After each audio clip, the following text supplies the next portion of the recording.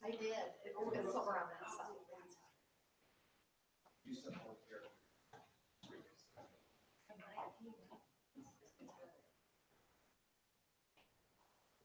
What in nature works? Now there's the feature sheet. Feature sheet. In documents. I could have done that. If you made it a public,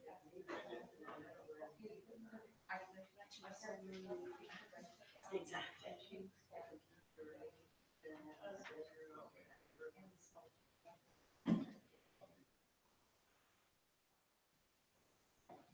I don't know.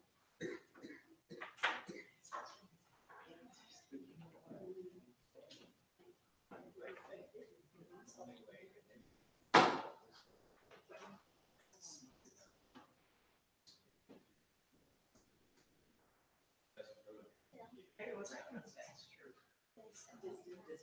Are you sitting where you sit? Well, I didn't have my glasses first.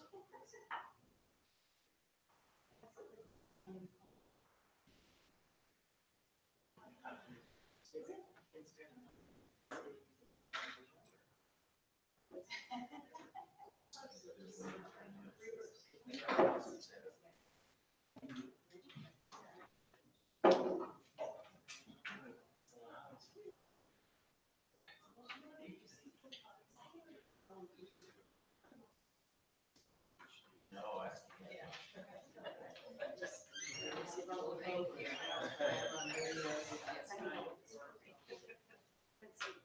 So, you're harder to just focus.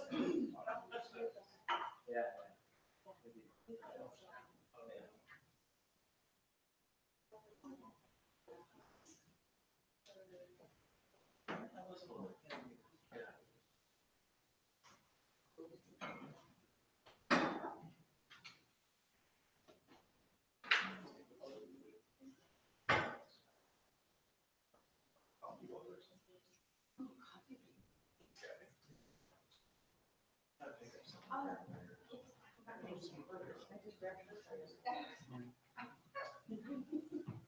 Gosh, thanks. I wanted to know who you were.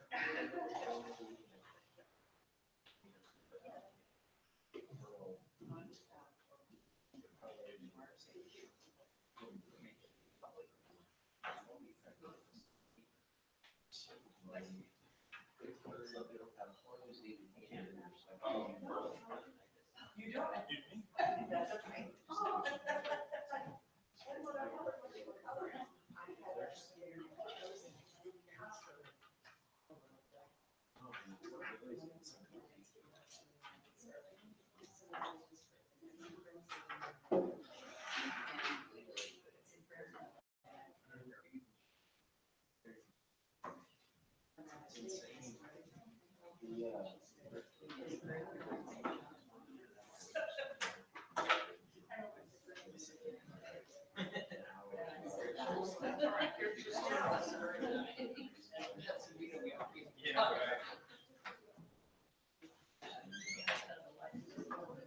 They always want them at week. 14 years. I'm an office manager, and there's just spread out. And some stuff.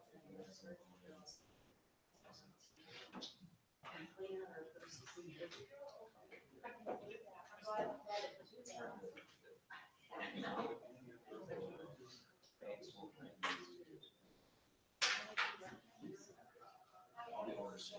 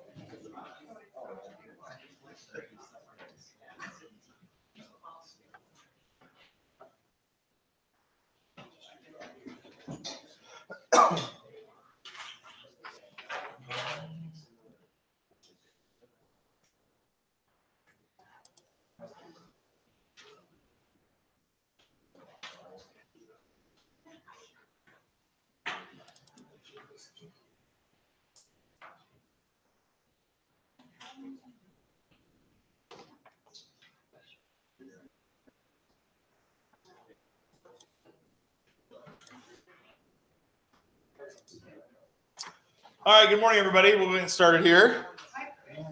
Welcome to the rules class. Glad to see you all here. This is the IMLS Rules Orientation, the class the board wants you to take every 2 years. If you didn't know, there's no CE credit for this. We tried. The commission denied it twice, so we'll probably try it again. We'll see. But the handout you got on your desk, just to explain a little bit about it. It's not the whole rules. We used to print that out, but we figured most people are taking it home and starting campfires or leveling their tables or something, so we don't put that out anymore. But there's some important information on it. If you flip it over to the back side, you'll see some links.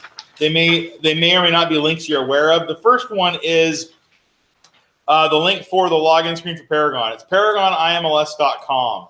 If you just go to www.paragonimls.com, it brings up the login screen every time. That way you don't have to do a Google search for it or whatever. You just type that in, hit enter, you're on the login screen. The second one is the members page, imlsmembers.com. That is actually the middle of Paragon, if you didn't know. That's our members page. So anytime there's new information, rule changes, events happening or updates, it's always on that members page. I know a lot of people, they get in a hurry. They want to hop into Paragon and find those listings. But if you just take a glance, maybe once a week at the homepage there, you won't miss out when we change the way open houses work, and you have to search for them differently since we did that last week. Anyway, the front page of the MLS has that all the time. The third one here, and it has a little bit.ly short link if you want to type that in, is the training info and resources page. If you go here to the training off of the members menu right there, there is training info and resources.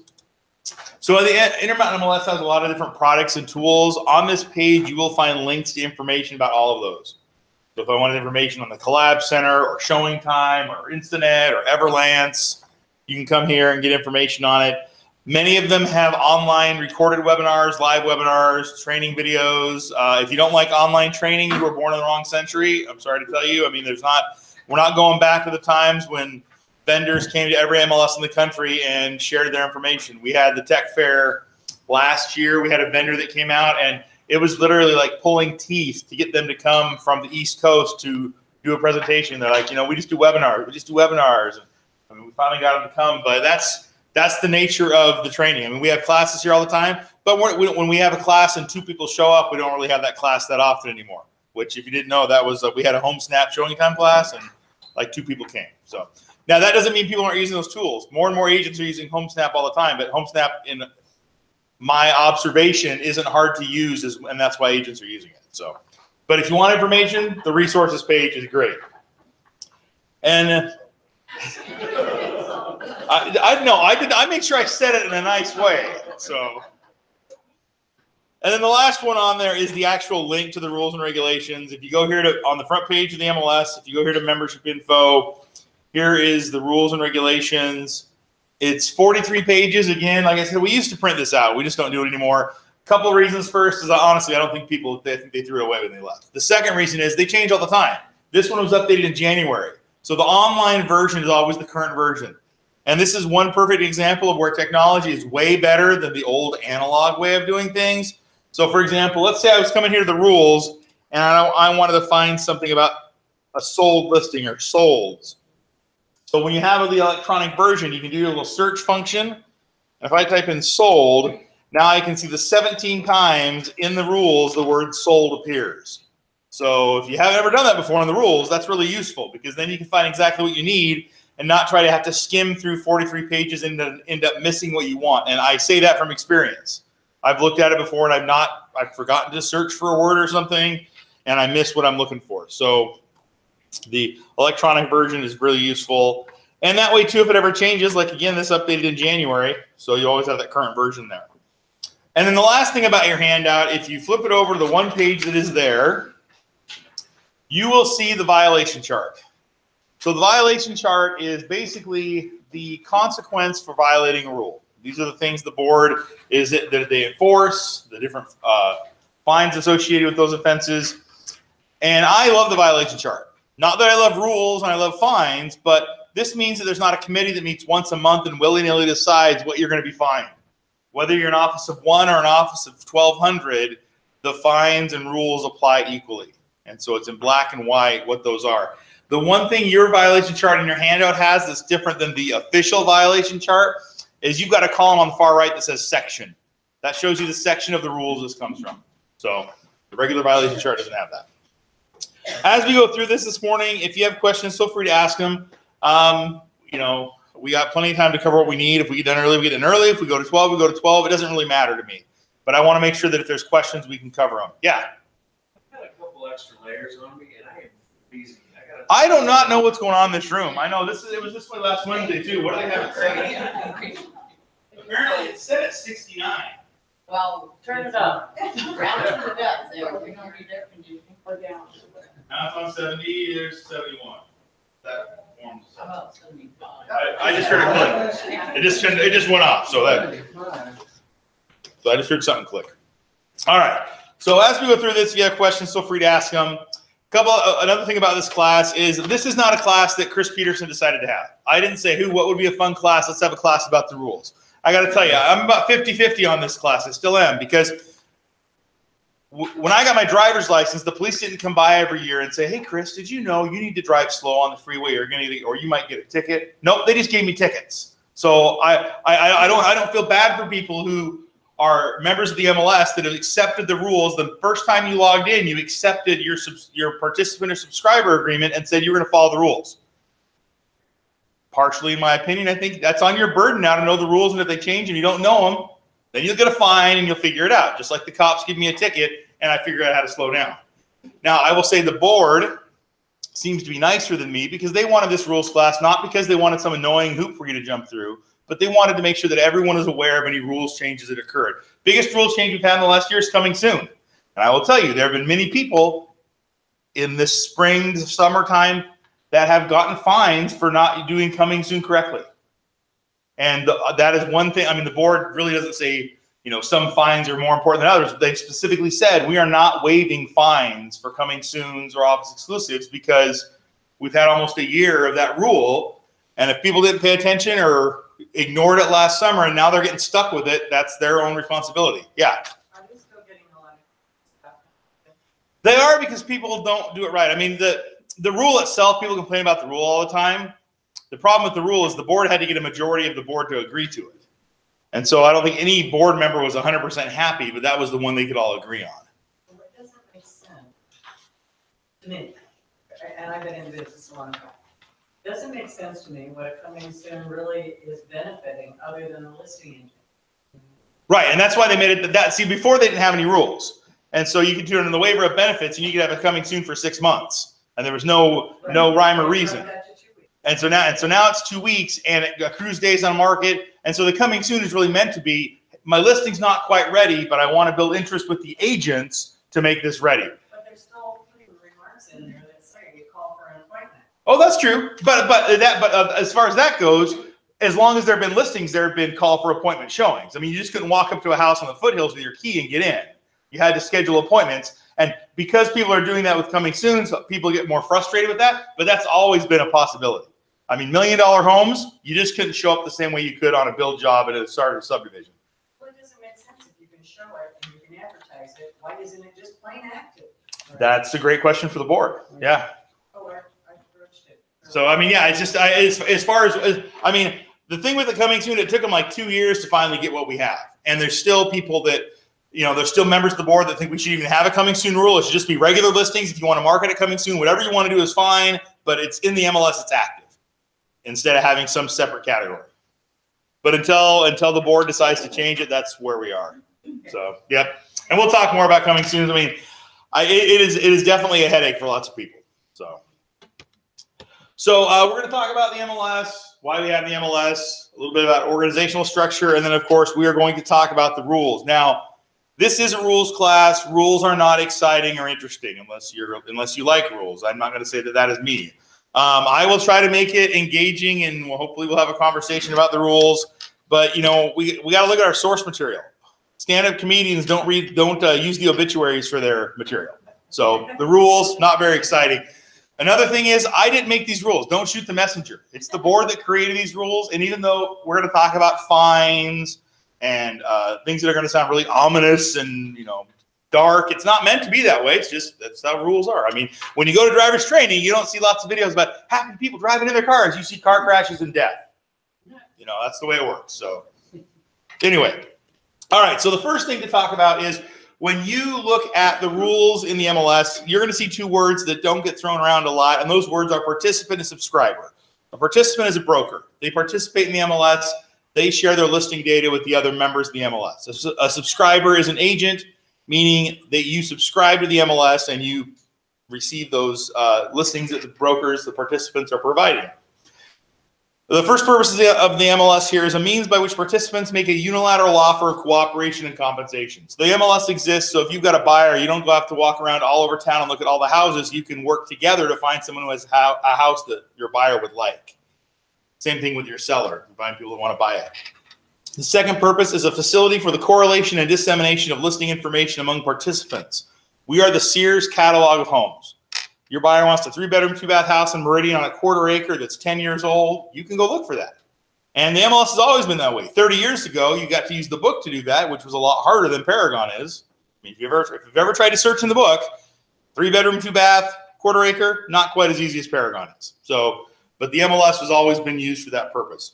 This third purpose is actually on the status disclosure form. So when the board instituted the coming soon rule, they included this, so we included it in our class. It says the purpose of an MLS is the orderly correlation and dissemination of listing information to participants so they better serve the buying and selling public. And then to accomplish these purposes, the MLS has business rules in place for accuracy of data. That's the key. The MLS is all about data accuracy. We don't care about your seller. We don't care how they feel. That's not our job. We're to make sure that we have accurate data so that the other members of the MLS can do their jobs correctly with that accurate information. So all the rules we have are to that end.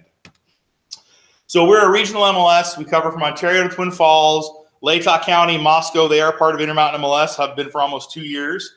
We just crossed the 6,000 member threshold about 3 weeks ago, and that's in Idaho and Eastern Oregon, and we have about 75,000 listings annually that go through IMLS. We're the largest MLS in Idaho, but we're not the only one. There's like 10 MLSs in Idaho, but we happen to be the largest. These are the realtor associations that are primary within Intermountain MLS. Boise Regional Realtors next door, the Caldwell Board, Elmore County, Four Rivers, which is Payette, Washington County, and Malheur County. They're all together. Latah County, the Nampa Association, and then Western Magic Valley, which is Twin Falls and Jerome. But there are other associations that have offices that are secondary with us, like in McCall or Sun Valley or Burley and Rupert. They're secondary with us, meaning that they're not obligated to put all their listings into Intermountain MLS, but if they choose to do it, they have to follow the rules like everybody else. And so if you see listings from other places, that's why. We have an 18-member board of directors. Each of those associations have representation on the board. The board approves policy decisions for implementation by MLS management. Perfect example is this class. And so anytime there's a rule change or something, the board is where that has come from. Organizational structure, you don't really need to know who everybody is. And I know in the back, these fonts aren't as big as they should be probably, but you can't see people's names.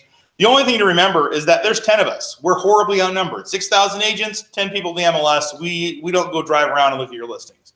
The way we're made known of problems is other agents let us know. And then, of course, we follow up on that inquiry and make sure we have accurate data. The other thing to point out is if you get an email or a phone call from someone, that's the person you want to respond to. We are not all cross-trained. If I had gotten hit by a car on the way here, thank goodness I didn't, there probably would not have been someone else to do this class. They probably would have found the video that people do online, and you could have watched the video and you wouldn't have to take the test because you saw the video. But the reason that's important is if you get an email from Kim or a phone call from Nick, they're the ones that have the information on what you're referring to. The rest of it, I mean, I can talk to people about the rules all day, but I can't waive a fine. We had a scenario almost 2 months ago, and I don't know exactly what the issue was, but this agent had a fine. They were trying to get it waived, and Kim's kind of where the buck stops. And they'd already talked to Kim, and Kim said, no, I can't waive that. The board has directed me not to waive that.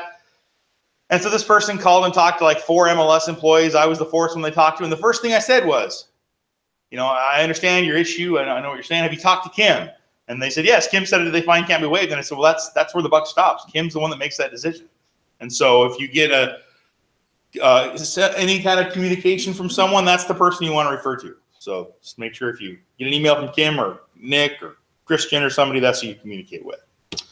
So we only have 2 committees. We have the Rules and Policies Committee and the New Tech Committee. This year they changed. Instead of meeting monthly, they only meet quarterly. But if you're interested in rules or changing them and you think getting on the board might be time consuming or hard, be on the committee. You just volunteer, they put you on the committee, and then they meet quarterly, and anything they approve then goes to the full board for approval. Rules and Policies obviously does rules. New Tech Committee deals with technology, Paragon, Super Lockboxes, any kind of changes, we have those. Any products and tools we have all comes from the Tech Committee. And then, of course, the board approves that. The meetings are here quarterly, but I know some of the members that are in outlying areas video conference in. So if you're not available to come in, there's ways to do that as well. So just let somebody at the MLS know, and you can be on one of those committees. The violation chart we talked about already. It's going to kind of be our little map as we go through this morning. A couple of things to point out with the violation chart is there's different levels of violations. There's a lot of level 1 violations, only 1 level 2, a little more level 3, and then 1 level 4. Level 1 violations are the ones that are most common, and in most cases, the $100 is the lowest fine, but most level 1s have a $100 fine. The first ones to talk about are reporting times. The reporting times for entering your information in the MLS is the next business day. And when you're entering a listing, it's the next business day after you begin marketing. For everything else, it's the next business day after it happens. So next business day after you get your offer, or it goes pending, it sells, it's canceled, everything is the next business day. If it's not going to go in the MLS, then you would submit the MLS status disclosure form. And that's used for 2 scenarios. The first one is an office exclusive where it does not go in the MLS. And an office exclusive listing means the entire duration of your listing agreement, that listing does not go in the MLS. And when you fill out the status disclosure form for an office exclusive, that lasts 30 days. So if you've got a seller that wants to have an office exclusive for 6 months, you're going to have 6 seller rep agreements and 6 status disclosure forms that they're signing for those 6 different months because it lasts 30 days. And the status disclosure form, you fill it out. In fact, I'll bring it up here. I have it already in Paragon, I believe. There we go. So you bring it up, and if it's an Instinet and Form Simplicity, you would mark office exclusive, and then you would fill it out. Something that recently changed in the last month, brokers are required to sign this. That's not, again, to be annoying to brokers. It's because brokers need to know what's going on. So if their agent fills out this as an office exclusive and they market it as coming soon, and then the agent gets a fine for $500, you know, the broker signed it as an office exclusive, not as a coming soon. So that agent's fine is legit. Because if you have it as an office exclusive, it's not coming soon. Office exclusives are not entered in the MLS. You just fill this form out, submit it to us by the next business day after you begin marketing it. And if it doesn't sell, that's all you have to do. If it sells, then you enter it as an unpublished sold after it closes. Yeah. So it's good for 30 days. Uh-huh. So you'd fill it out again and again Yep. and again. Okay, but you can't put a sign on it. Oh, yeah. Sign in the yard, put it on your website, market it all you want. It's just not in the MLS. What's the damage of that? Makes Well, so maybe you have a seller that has a unique property, or your seller has name recognition, and they don't want all their information going, not even just to the 6,000 members of the MLS. They only want you to control everything. That is a perfect example of an office exclusive. You should have a sign so every Joe Blow can follow it. Well, but the sign's name has the listing agent, and then listing agent can show that to those buyers. If other agents want information, they've got to go through that listing agent. But they still, if it's only can be sold by that office, then the other agents can't stow it. They could, well, I mean, they could if they had permission of the listing agent. They just have to schedule it with them. I mean, everything has gone through that listing agent. So, and again, the trick with this is your seller is agreeing that they think in their scenario that's the best thing for them to do. I mean, But I think, from what I understand, what she's asking is if it's put in as an office exclusive, then can that brokerage be the only brokerage to bring a buyer? no. Okay. Anybody so can. if someone drives Anybody can sell it. Anybody can bring it. I mean, you're just going through that agent to get all the information. There may not be a lockbox on the door. If you're going to show it, they may need to be there with you. It's not a regular listing. It's an office exclusive.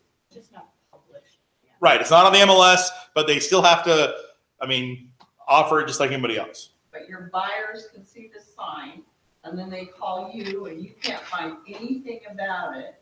And you call that listing agent who never answers their phone. Well, I can't help that, but yeah, you're right. That you have to go through the listing agent to get that. Yep. So, and I mean that's the thing is that sellers agreed that that's the way they want that to happen. They want the listing agent to be the gatekeeper, so to speak. So you're saying that this is to benefit the seller. Would there be a scenario where it benefits the agent? Oh, I'm double ending it. Yeah. Yeah, I mean, but the thing is, the seller's agreeing to that. I mean, maybe the agent and the seller are related, and they're like, of course I want you to double end it. Do it office exclusive. I mean, there's probably other. I mean, we can think of lots of bad scenarios where the agent just hoodwinks the seller and fills this out, and that's what they do.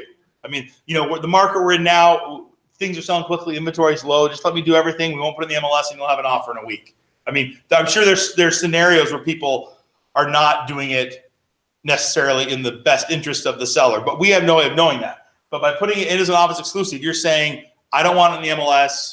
I'm going to handle everything. There, and if you drive by and like saw a listing, there used to be a way to search for office exclusives. There's not anymore. NAR said you can't do that. It's an excluded listing. We have a way to look those up that are on file, though. So if you drove by a property and didn't find it in the MLS, you could call us and we could look and see if it's an office exclusive. But they can put office exclusives on Zillow or anywhere else they want to advertise them. Yeah. How do you know if they're offering compensation to any other agent? You'd have to ask them. No written thing? We don't have that. Yeah, we don't have anything on that. Yep. And because it's not in the MLS, those other MLS rules don't specifically apply. How many of these do you actually have? That's what I was wanting to know too. Increase in this. I don't have a number on how many there are. I mean, no, I'm not logged in. I can't look it up. But I mean, it just kind of depends on the seller. I mean, Are we talking hundreds of them that are out there? probably. I mean, well, it all depends. I mean, the inventory is low right now, so maybe it's not hundreds, but there are. We're not. I won't say that they've gone down. We've always had those before. Coming soons and office exclusives had the same form and were treated the same way. Last July they separated. Where coming soons had to go into Paragon now. So I mean, it just kind of depends on the seller and the agent. So the whole thing is there has to be a way for people to exclude their listings from the MLS. Office exclusives is the way that happens. So if that's the way your seller wants to do it, then that's what you do. You fill this out and then turn that into the MLS. Can realtors do that with their own personal property? Because it always used to be we had to put our own in. I'm not sure on that. I know that if it's in there, you have to disclose it, but I don't know if there's a rule that says as a realtor, you have to list your own property. In fact, I'm almost positive they don't have that, because what about a scenario where you're related to the buyer?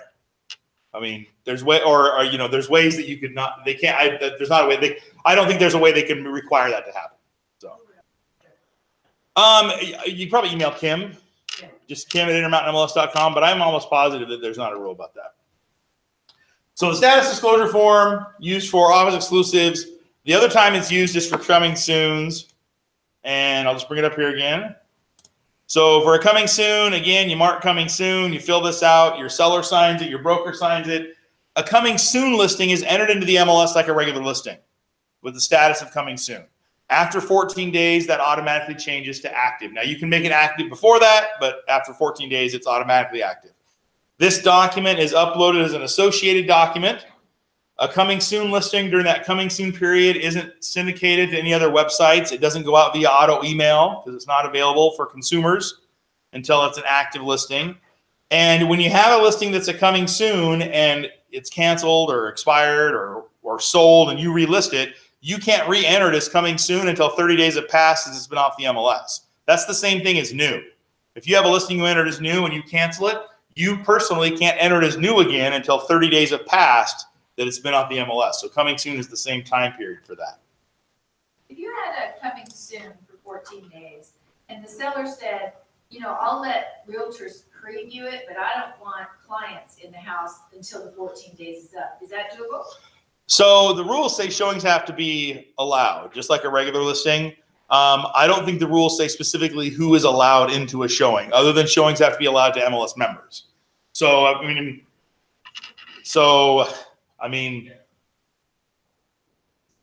it doesn't say you can't exclude the consumers. Just the showings have to be. I think that's kind of hair splitting. I think if somebody brought it up that, hey, they said I could show, but I couldn't bring my buyers, that might be. Well, it might be a liability issue. Well, that's true. That's true.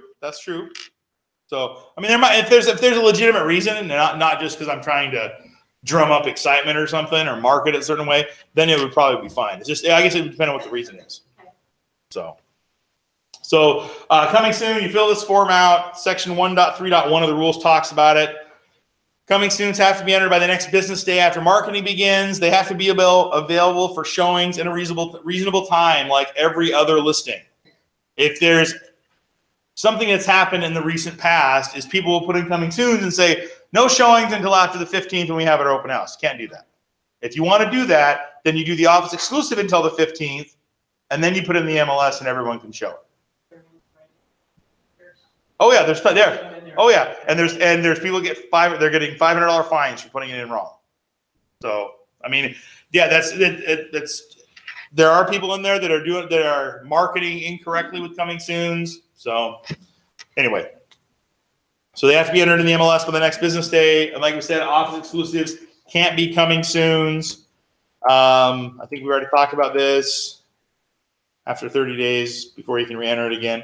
Yeah, coming soon is just, coming soon is not the favorite thing to talk about at the MLS. And I'll just give you an example. We had a team from a big office, and they came in and they were frustrated because they got slapped with, I think there was 2 guys on the team that each got a $500 fine or more for using it incorrectly. Like they used office exclusive and then they put it on Zillow and put it as coming soon. They're like, oh, my seller told me I needed to do that. Well, that's fine what your seller tells you, but that's against the rules because you can't market an office exclusive as a coming soon.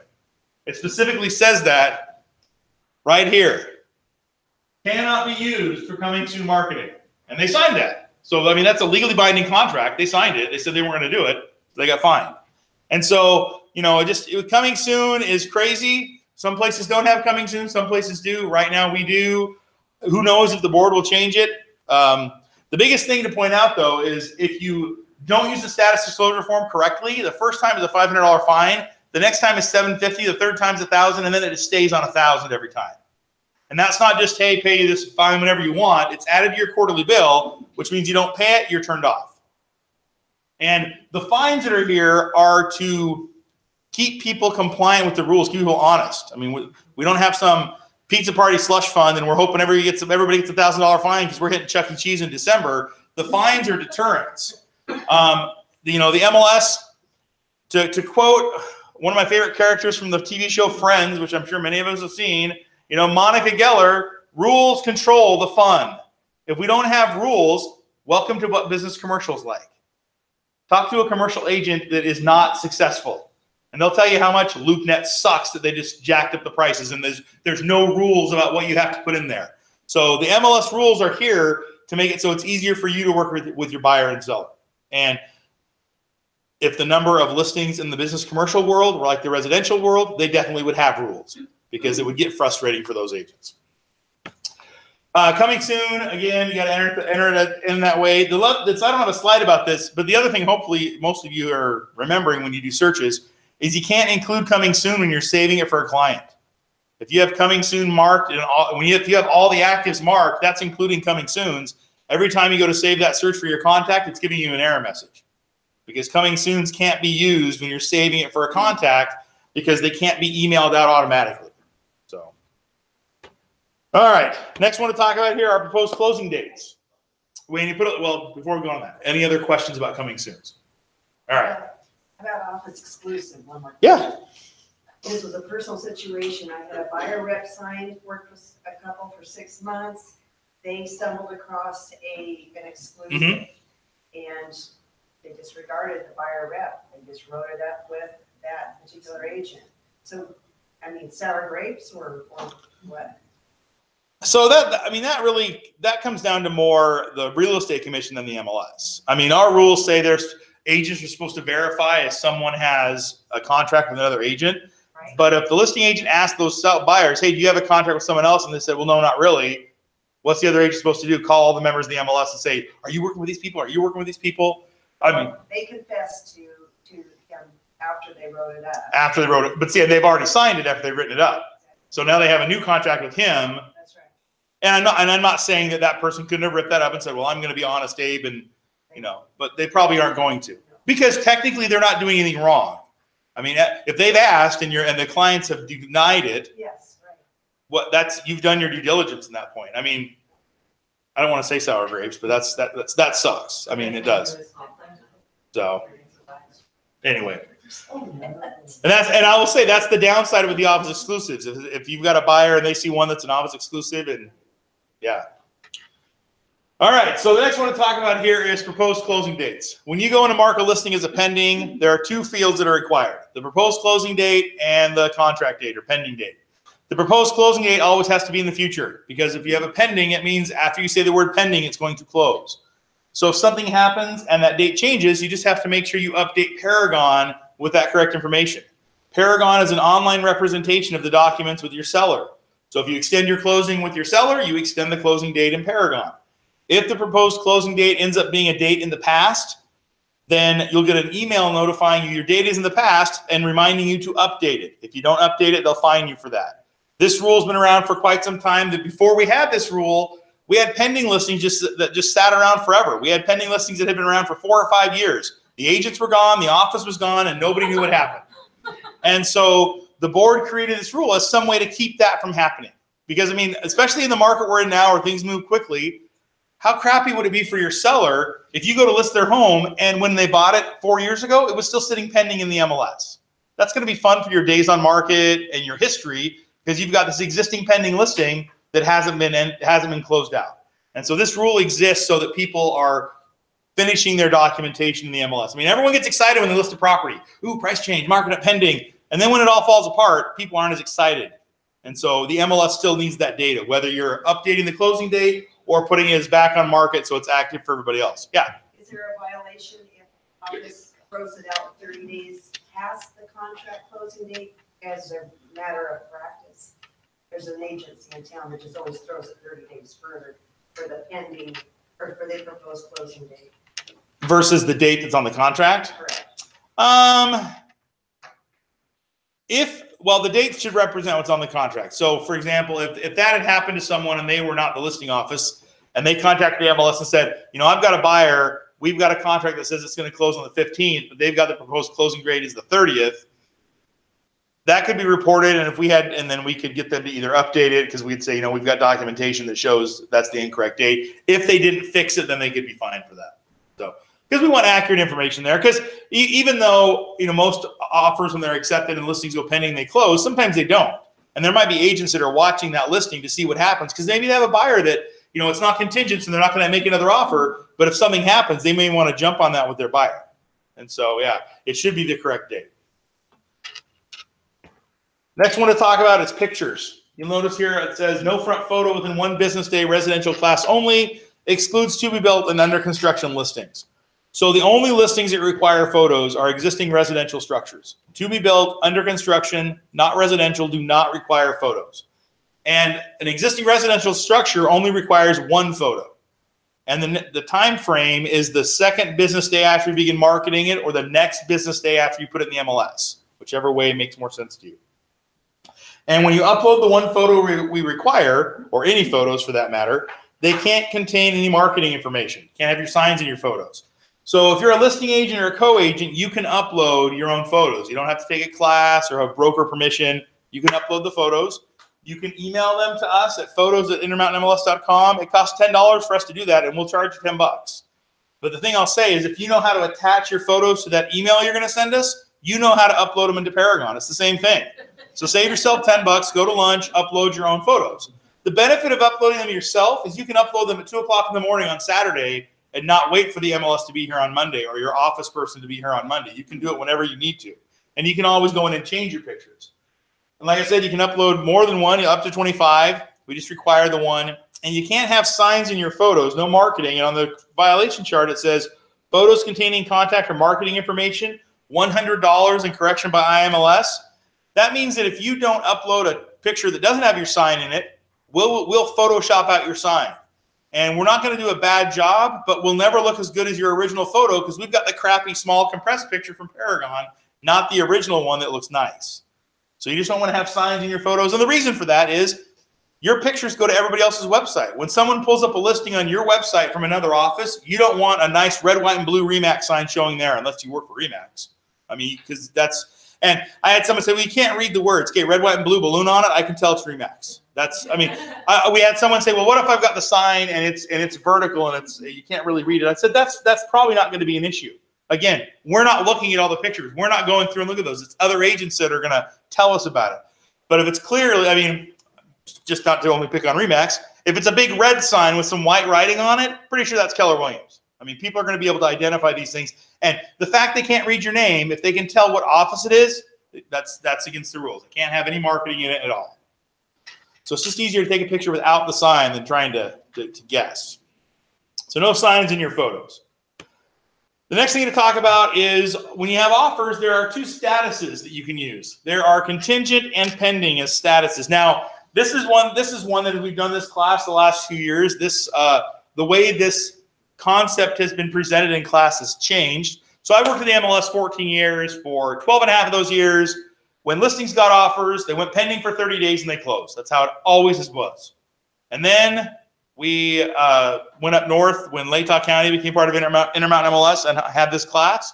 And not all their offices, but some of their offices up there do it differently.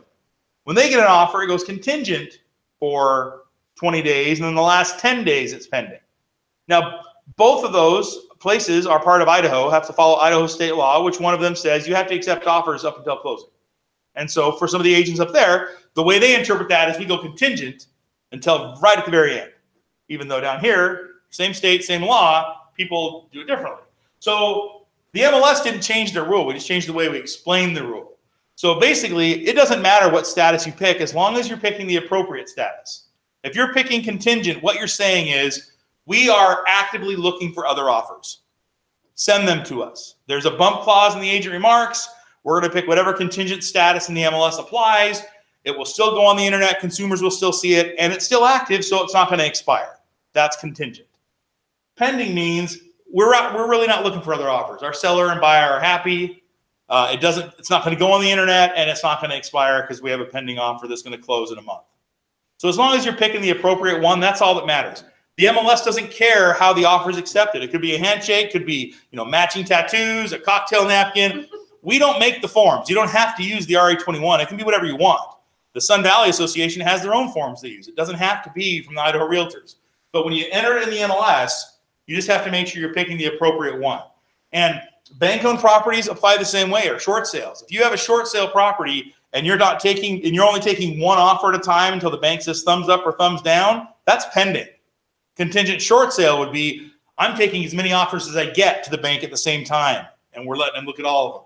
If that's what you're doing, that's contingent. Because contingent means someone should be able to become the primary offer somehow. Whether that's, waiting 3 days or jumping through some hoop, but they would be able to become the primary offer. If you're not doing more than one offer, you got to make sure it's pending. Yeah. But you have to have a right of refusal if it's contingent. And so if it really is contingent on the buyer selling their home, but you have no right of refusal to bump that offer out, it is still pending. Right. If you don't have a bump clause and you're not going to accept those other offers, it's pending. Yeah. And that's the thing is, you can make it pending even though there's these other items that are there. The contingency means there's these other items and we're not sure how solid that is, so we want other things brought to us. Yeah. You just got to make sure you pick the right one. Bank-owned properties, we talked about that. When you enter listings, they have to be exclusive agency or exclusive right to sell. There are required fields on the data form that are indicated by bold text or an asterisk. You just want to make sure if it's required, you put it in there. And you have to share your compensation as a dollar amount or percentage. Paragon won't let you do it any other way. Next, we're going to talk about expiring listings. When you enter a listing, it requires the expiration date. Everyone has to enter an expiration date. You can only see your own. Brokers can see expiration dates of their whole office. And the listing automatically expires on that expiration date. You can extend it before it expires, but once it's expired, you can't bring it back. And the way expiring listings happens is that on midnight of the expiration date, it's pulled off the MLS for 24 hours. You've got a 24-hour grace period to enter your extension. If you got the extension and you entered it in and saved it as active, it's live. Everyone's going to see it again. If you didn't get the extension, then after the 24-hour grace period, the listing is back on the MLS, available for searching by everyone, but now it's expired. And you can't bring back an expired listing. And so, yeah. Is that 24 hours or is that next business day? That's like if your listing expires on May 1st, all day May 2nd, it's invisible. On May 3rd, it's back as expired. So, and it's not business days, it's calendar days. And so during that 24-hour period, like I said, it's unsearchable. You can't bring it up as the listing agent. No one else can search for it. So when you're looking at a listing on Monday and on Tuesday it's not there anymore, it's expiring.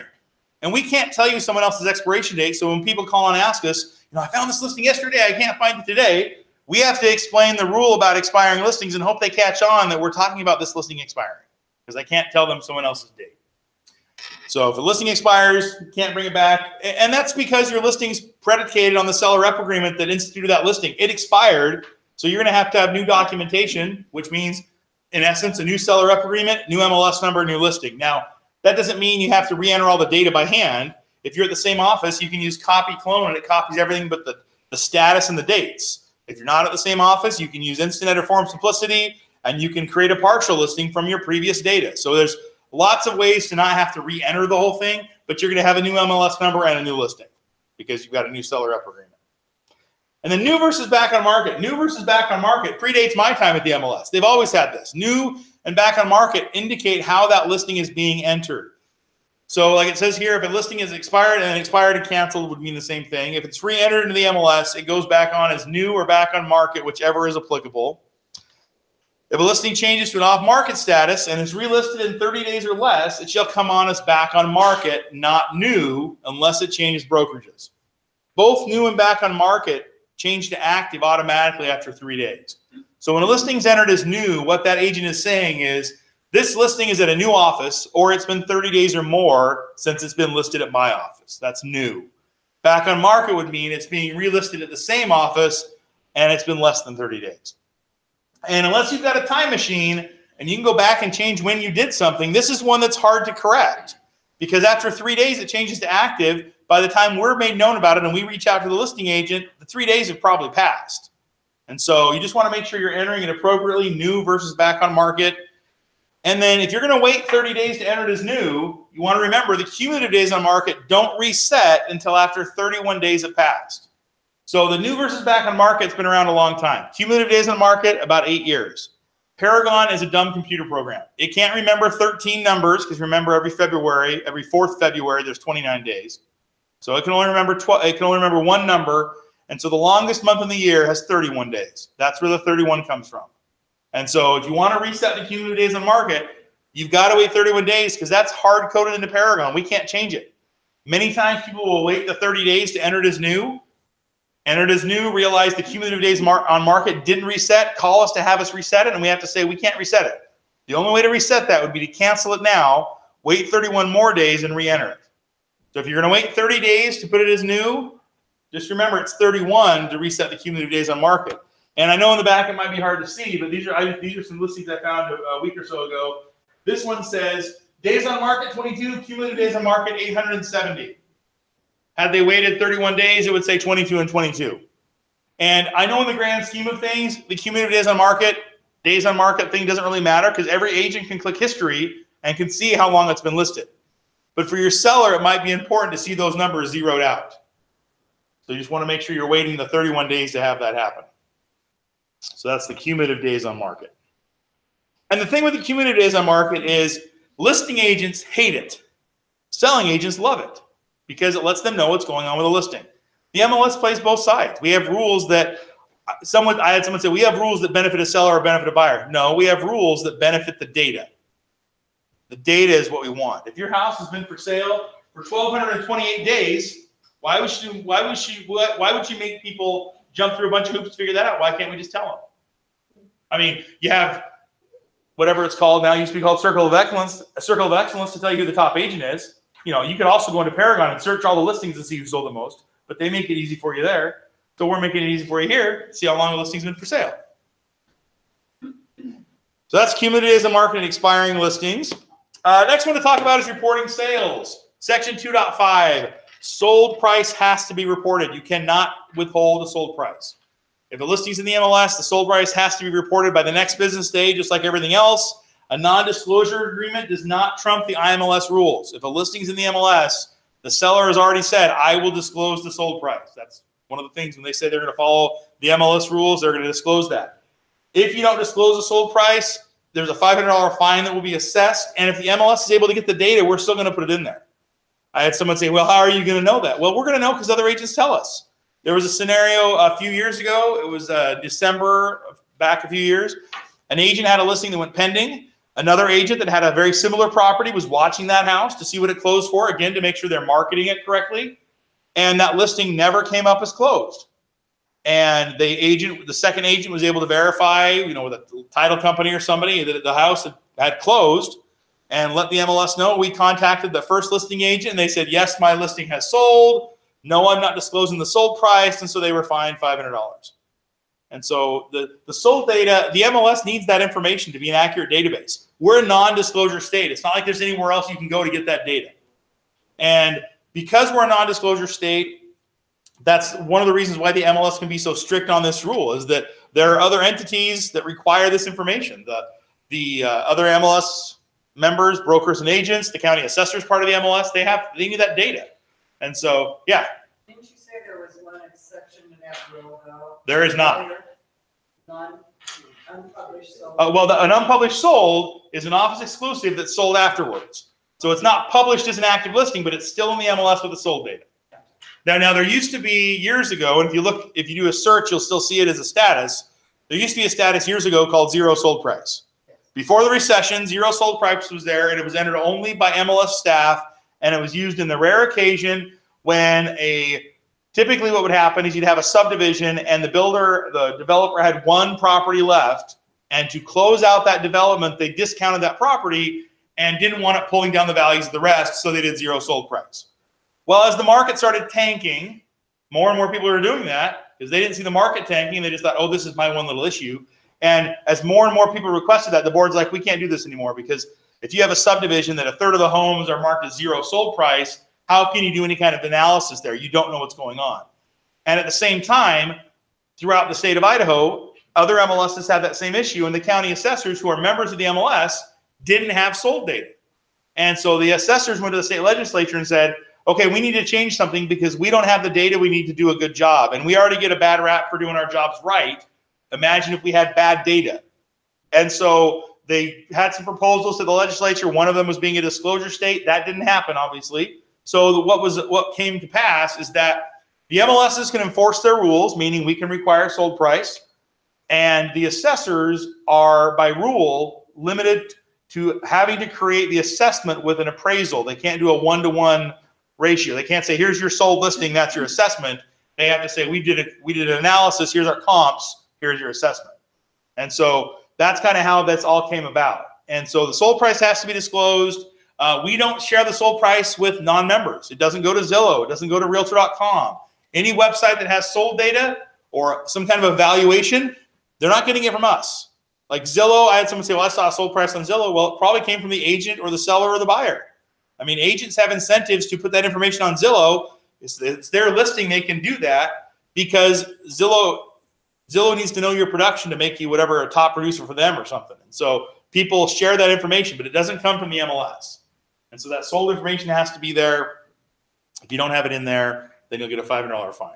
So that's the sold information. And along the same lines with that, when you're making changes on listings or status changes, it's a relatively new rule, section 11.3. Basically, it's talking about you can't permanently remove data from a listing. You can't go in and delete all your pictures. You can't go in and delete all your remarks. You can change things, but you can't permanently remove them. So like if you are changing it to pending or sold and you want to go in and take out your owner information or you want to change some verbiage that didn't apply anymore, you could do that. Like it says here, you can go in and supplement or correct your remarks, give additional information, delete your client information, security codes, correct inaccuracies, but you can't just go delete everything. No. If you cancel, can you? Nope, because it's all about on a status change.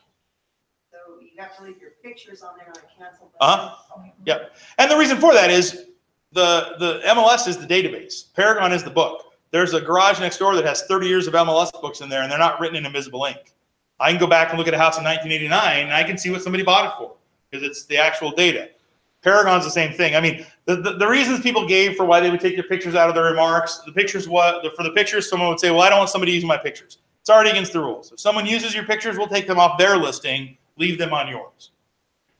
The remarks, if people use somebody else's remarks, that's called plagiarism. Google plagiarism and politicians, and you'll have a heyday going down that rabbit hole of all the politicians, even in the last year, that have plagiarized other people. You know, plagiarism is not good. It's theft. It's theft of intellectual property. I had someone say, does the MLS have a rule about that? No, but the government does. I mean, if you write a story and someone steals your story, that's theft.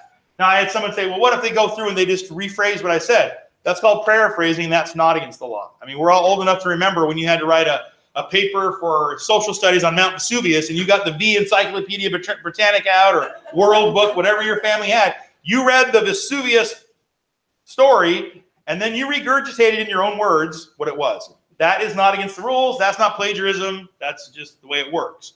So if somebody verbatim uses your words, even if it's a good phrase, I mean, we can deal with that, and we'll get it off their listing. I mean, there are probably people that are members of the MLS that are really good when they turn a phrase, and someone else is like, man, that sounds great. I want to use that. Well, unless you get their permission to do it, you can't use it. So you just got to make sure that you're not using somebody else's information. Yeah. Can you remove all but the front of the house picture? All of the other pictures? So, you only need one of these. right, you only need one. I would say that rule, the only requiring one, is in conflict with this rule. So if you had 25 pictures and you took them all out, that's right, all but one, they would probably say that it is violating this rule. And they'd probably, if you had a good reason, that you might be able to get away with that. We do have realtors out there that are on the team that are putting out mailers using pictures out of MLS as their solds. Well, so if they're using pictures that are not theirs, then that can be reported, and that's a violation. The whole trick is it's got to be the person who's being violated against that tells us.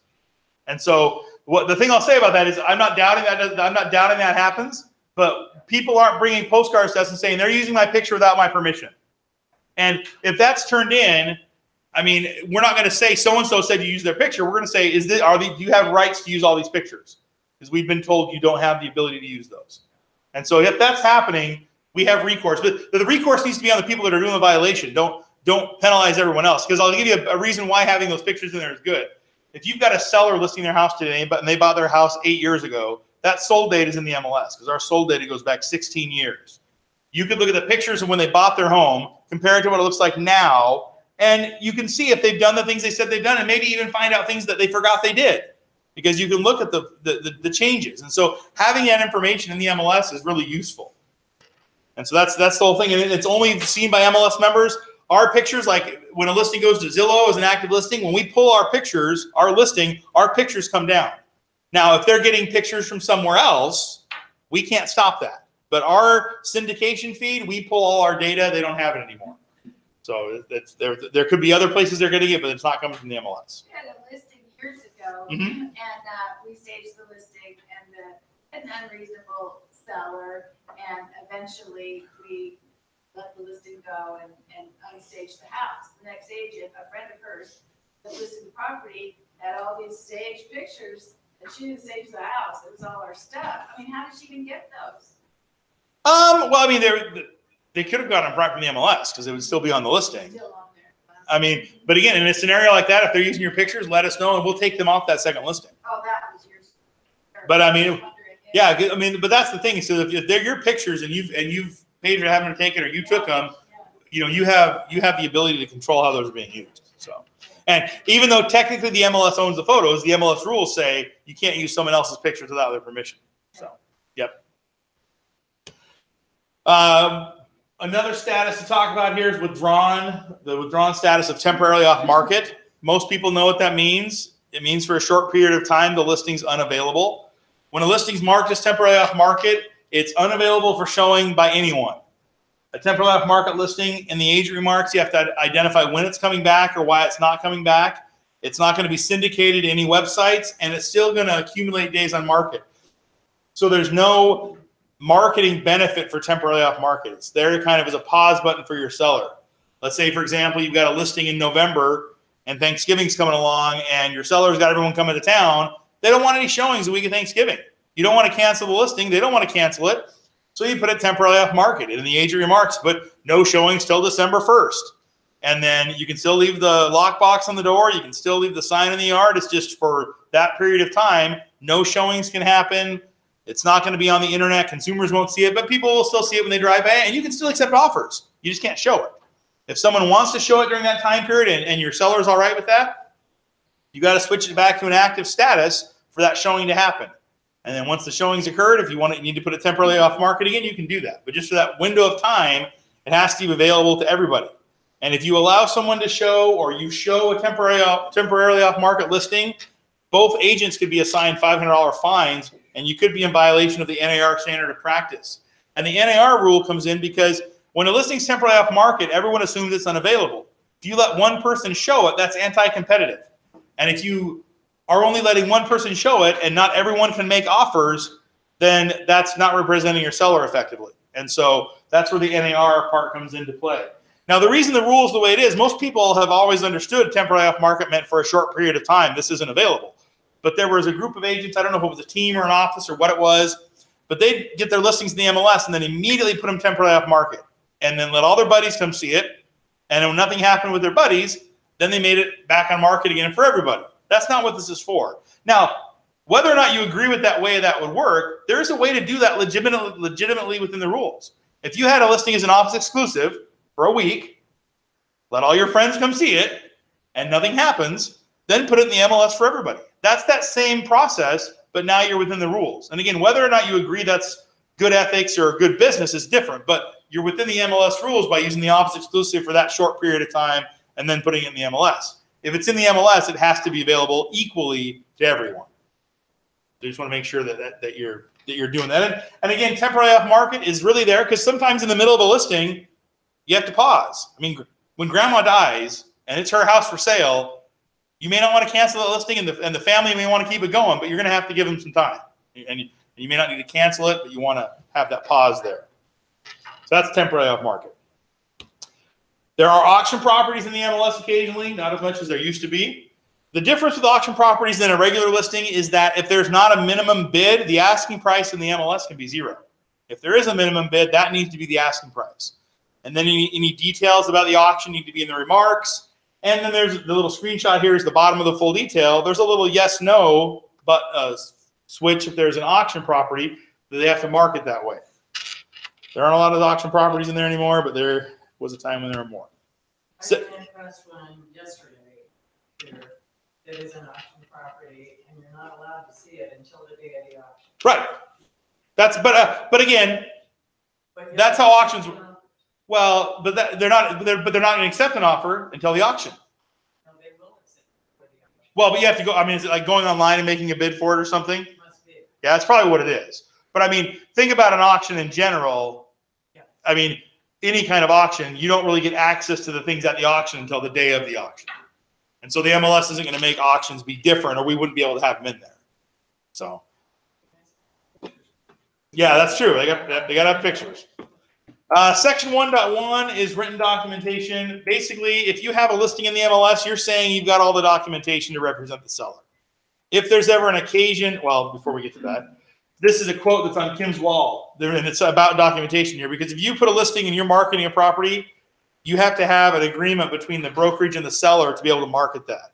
So by marketing it, you're saying you have that. That's what our section 1.1 is telling you. If there's ever an issue that the MLS requires the documentation, the time frame to provide that documentation to us is 24 hours. The rule says demand. And the only time that ever really happens is if two agents say they have a listing, so then both of you bring in the documentation, we'll see who had the listing first. So you just want to make sure if it's required that you provide that information. If you don't provide it within that 24 hours, the MLS has the ability to withdraw all your listings. I've never heard of that happening. Most people, if they're ever requested to provide documentation, both agents think they're right, so they're going to provide it as quickly as possible. You get that behind them. But if you didn't provide it, there's a way the MLS has recourse for that. Section 1.2, kind of the catch-all section, basically says if it's a required field, it's required. TBD or NA is not an answer for a required field. For example, if you've got let's say you're entering building lots and you've got one large parcel that's being subdivided and you don't have the new parcel numbers for all the new lots yet, then all of those lots, the parcel number is the large parcel number, because that's the parcel number today. Later on, when you get the small parcel numbers, you can go back and add them, but it isn't TBD or NA because they have one. You got to put in the correct information when you're entering the listing. And most things like that, if you didn't put in the parcel number and then you added it later, you're not going to get fined for that. We want the accurate data. It's only if somebody didn't follow through and didn't correct the information that a fine would occur. There's two forms that get used for changing MLS data. The first one to talk about is the MLS, Intermountain MLS Administrative Change Form. This form is used internally. This form was created a long time ago, back when most brokerages had a staff person that entered listings. This was created so the agent can tell the staff person what change to have happen. This isn't something that your client would sign. What your client would sign is the RA16A, and then that would go in your contract file. Then you'd fill this form out, give it to the secretary to make your change. So the biggest thing to remember is this isn't a contract and this one is. So if your seller's going to sign something, it should be the RA16A, not the MLS change form. Another thing to talk about with section 1.2 is if you are filling out the remarks, in the public remarks, you can't have any personal marketing or contact information. Because it goes to everyone's website and on all the client views, only property descriptive information can go there. The agent remarks, because it's seen by agents, you have a lot more flexibility. All your contact information, office information can all go on there. The only thing that can't go on the agent remarks is unrelated third-party marketing. So you can't put in the agent remarks, Pioneer Title is the best. But you could put seller prefers Pioneer Title because now you've connected it to the transaction. So you just got to make sure that if it's in the agent remarks, it's related to the transaction. If it's in the public remarks, no information other than describing the property. There's two virtual tour fields, the unbranded and branded virtual tour fields. Unbranded means it won't have agent or office information on it. It goes on all the client views, and it goes to everyone's company and personal website. The branded virtual tour would have agent and office information, goes on all the agent views, and goes to the listing agent and listing broker website. You just want to make sure if you're putting a virtual tour in, that you're using the appropriate field for those. And like we kind of already talked about, you can't use an agent's pictures or images and the rules say without written permission. The thing with the written permission or the permission of the photos is you got to remember it's whoever has the permission to give. We had a situation a few months ago where an agent was the second agent to list a house, and they licensed the photos from the photographer who had taken the pictures originally and used them on their listing. The first listing agent called the second agent and said, hey, you're using my pictures without permission. And the agent said, well, I'm using the photos that the photographer owns they've let me use those. And so the first agent got to have a conversation with the photographer. In that scenario, the photographer owned the photos. I mean, first thing I'll say is if you're using a photographer and you're getting a screaming deal, you don't own those photos. Especially if your listing is, let's say, in the foothills or over on the bench, or maybe you've got over in Owyhee County where wine country is. A photographer gets to go take pictures at those places and keep the pictures. They're going to want to do that. They can sell them as stock photography, use them for advertising, lots of ways they can use those photos. So, of course, they're going to give you a really good deal because you just got them in those homes to take those pictures. So it's whoever who owns the pictures gets to give the permission. Another example, where most of us remember a time when you got your senior pictures taken for high school at a photo studio. Then you ordered your pictures from the photo studio. And when you ran out of the little wallet-sized ones and you had to go get more for all your friends, you had to go back to the photo studio because who owned the pictures? The photo studio. You didn't get the negatives. And so the images in the MLS are the same thing. Whoever owns them can give the permission. Now, you can use them in a CMA. Paragon pulls those pictures in. That's totally fine. You can't use them in your listing, though, unless you have permission to do that.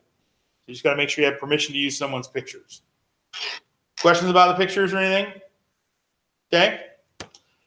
There's 3 types of listing service in the MLS. Full service, limited service, MLS entry only. Full service means the listing agreement under which the listing broker provides full service to the seller. You're doing everything. You're presenting offers, negotiating, counter offers. You're doing everything. That is full service. Limited service, you're not doing all those things. You're doing the state minimum requirements. Maybe you're helping with counter offers, but you're not negotiating. You're just not doing everything. That's limited service. MLS entry only. Other than entering it in the MLS, you're only doing the state required items. You're presenting the offer, but you're not helping with counter offers or negotiating. And these 3 listing services are in the MLS because the MLS can't dictate to a brokerage how they operate. Some brokerages don't want to be a full service brokerage. They want to offer services that have a fee-based structure instead of a compensation amount based on a percentage of the sold price. And so you'll see these 3 kinds in Paragon: MLS entry only, limited service, full service. What these are there for is if you are working with a buyer and you see a listing that says limited service or MLS entry only, that tells you that if your buyer wants that house and that's what they want, you're going to be dealing directly with the seller a lot more than you would if it was a full service listing. Because, for example, MLS entry only, that doesn't mean that's a bad brokerage or a bad agent. They're providing a service that this seller wanted to use. And the seller didn't want to have a full service brokerage. They wanted to, for whatever reason, handle part of it on their own, whether it's a financial situation or whatever. But they've chosen to use that option. And so when you're working as a selling agent, it just helps you clue in that it's going to be different. Before the recession, there were offices that had the MLS entry only or limited service a little more frequently than we have now. There's not a lot of offices that have this, but again, they still enter it that way so that you're made aware of what the process is going to be. Questions about those listing service types? Okay. Next thing to talk about is Section 2.7, advertising listings. So basically, now we're not talking about emailing listings to your client or your website because that's IDX. But if you're doing blanket advertising, like you're sending out 10,000 postcards or you're taking an ad in the paper, or you're putting an ad on the internet or on TV, you can't advertise someone else's listing without their consent. You have to get their permission to advertise their listings. In the Charlie Brown universe, if Pigpen and Linus were both agents, Pigpen may not want the pop collars and polo shirts that Linus is going to bring. So he controls his marketing. Now, that being said, if someone called you up and said, hey, you have a listing in Paramount, I have 3 listings in Paramount, I'm sending a postcard out, can I put your listing on this postcard? You would probably say yes. Who would say no to free advertising? But they have to get your permission to do that. They can't just put it on there without letting you know. Now, that being said, if they put it on there and didn't let you know, and you didn't tell the MLS, we're not going to know about it. Maybe they didn't ask you, but you're fine with it. I mean, this says prior consent, but if you're not going to raise a stink, you know, we don't go out and look for that. The only way we're going to know is that someone's going to tell us that their listing was used without their knowledge. When we first did this class for the board, there was at least a quarter of the board members that didn't know you couldn't do this. They thought you could just take any listing you wanted and market it any way you wanted. You can't do that. You have to have permission to be able to do that.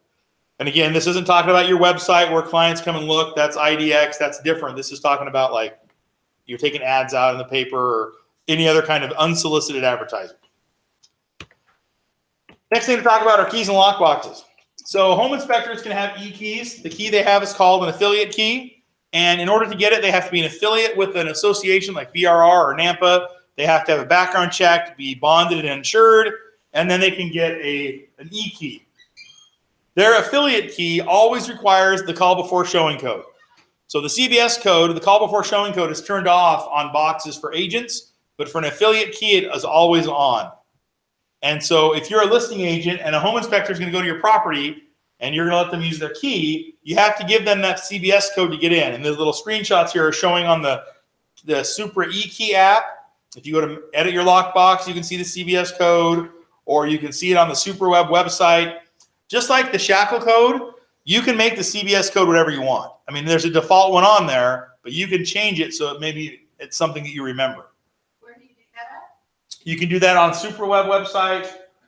Excuse me, you can do that when you edit the lockbox. You're talking about changing the code? Yeah. Yeah, you can do it when you're editing the lockbox. If you're at the box, you can edit it there just like you can change the shackle code, or you can bring it here and they can program it up in membership and do the same thing. Very cool. So. That would be simpler. Oh yeah. Well, and you know, a lot of times when people buy a lockbox, they're given the option to change the shackle code, but unless they're thinking about the CBS code, they're not gonna get that changed. But you can change it, so that way you can make it whatever you want it to be. Section 2.9 talks about keys and lockboxes. There's a underlined line here. It says every MLS participant shall be eligible to hold one additional key per office for use by a key holder affiliated with the same MLS participant in the event of electronic failure. So brokers can have an extra key for when someone's key doesn't work. This doesn't happen that often. You know, back in the day when you had to put your D key in the cradle and it had to dial out on a modem and download on your phone line, there was sometimes things were problematic, whether it was the key or your phone line or something. But now everything's done wirelessly. Very rarely are there issues with keys. But the broker can still have an additional key. They're the only person that can have more than one. And they can just have one extra one to be left at the office. So some other information about keys and lock boxes. No one is required to lease a key from the MLS. It's voluntary.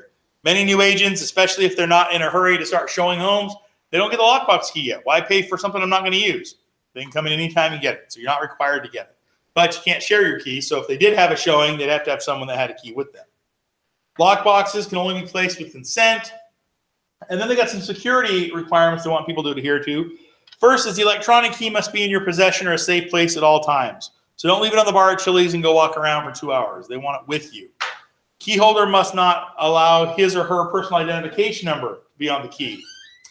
I haven't ever seen that happen, but I've had enough classes with agents when they bring their laptops in and I've seen Post-it notes all over their laptops with their passwords on there. I definitely believe that someone put their PIN number on their key before. So the thing with the PIN number is if you don't remember it, call us. You can change it. You picked it. We didn't assign it to you. You picked it when you got your key. And if it's a number you don't like anymore, maybe it was your spouse's birthday and you're getting divorced, call us. We can change it. You can make it something that you want to remember. The third one here says, except where described, which was that sentence about the broker, key holder must not loan the electronic key to any person for any purpose whatsoever or permit the electronic key to be used for any purpose by another person. So it sounds like that sentence is saying the same thing twice. It totally is. The key is yours, period. There is no allowable option for someone else other than the key holder to use that key. So the key is meant for you. Key holder must not duplicate the electronic key or allow another person to do so. So don't hire a Russian hacker and have them try to put it on 2 iPhones. It probably won't work anyway, but they don't want you to do that. And then key holder must immediately notify the MLS if the electronic key is lost or stolen. First thing is, if your key is lost or stolen and you tell us, we can turn it off so it will not automatically update anymore. And especially if you put your PIN number on your key, if it's automatically updating, you've just given the keys of the kingdom to whoever found it. The other reason that's important is a few years ago, there was some instances where some homes in the foothills that were listed had items go missing. So one of the first things they did is they audited the lockbox, not because they thought the agents took anything, but they wanted to establish a timeline as, was this item here then? Was it here at this time? So if your key is lost or stolen and it got used in a house like that, what do you tell the MLS? Oh, I let my kid borrow it and they went up there or whatever. Or, there's no good answer to that question. So if you lose your key or it's stolen, let the MLS know and we can turn it off. That way it doesn't automatically update and it's only being used with someone who's authorized to use it. So if you lose your phone, you have to call the MLS. Yeah. Because that's where your key is. Right. Yeah, if you lose your phone or I would never have called back. Well- lost a phone, but it asks for your. it asks for the PIN number. That's the thing. If the PIN number is not on the device, I mean, somebody's not going to be able to use it without that. Right. But if the PIN number is on there, then if somebody's able to figure out the PIN number, you want to let us know so we can turn it off. So yeah, if you lost your phone, for sure.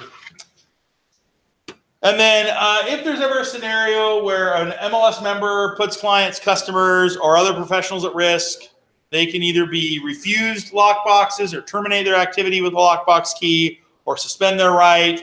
The MLS has recourse if somebody is a bad actor. Now, most of the time, if somebody has an issue like this, they go inactive with the MLS long before we're made known. I mean, long before that ever happens. But if there's a situation, the MLS can take care of that.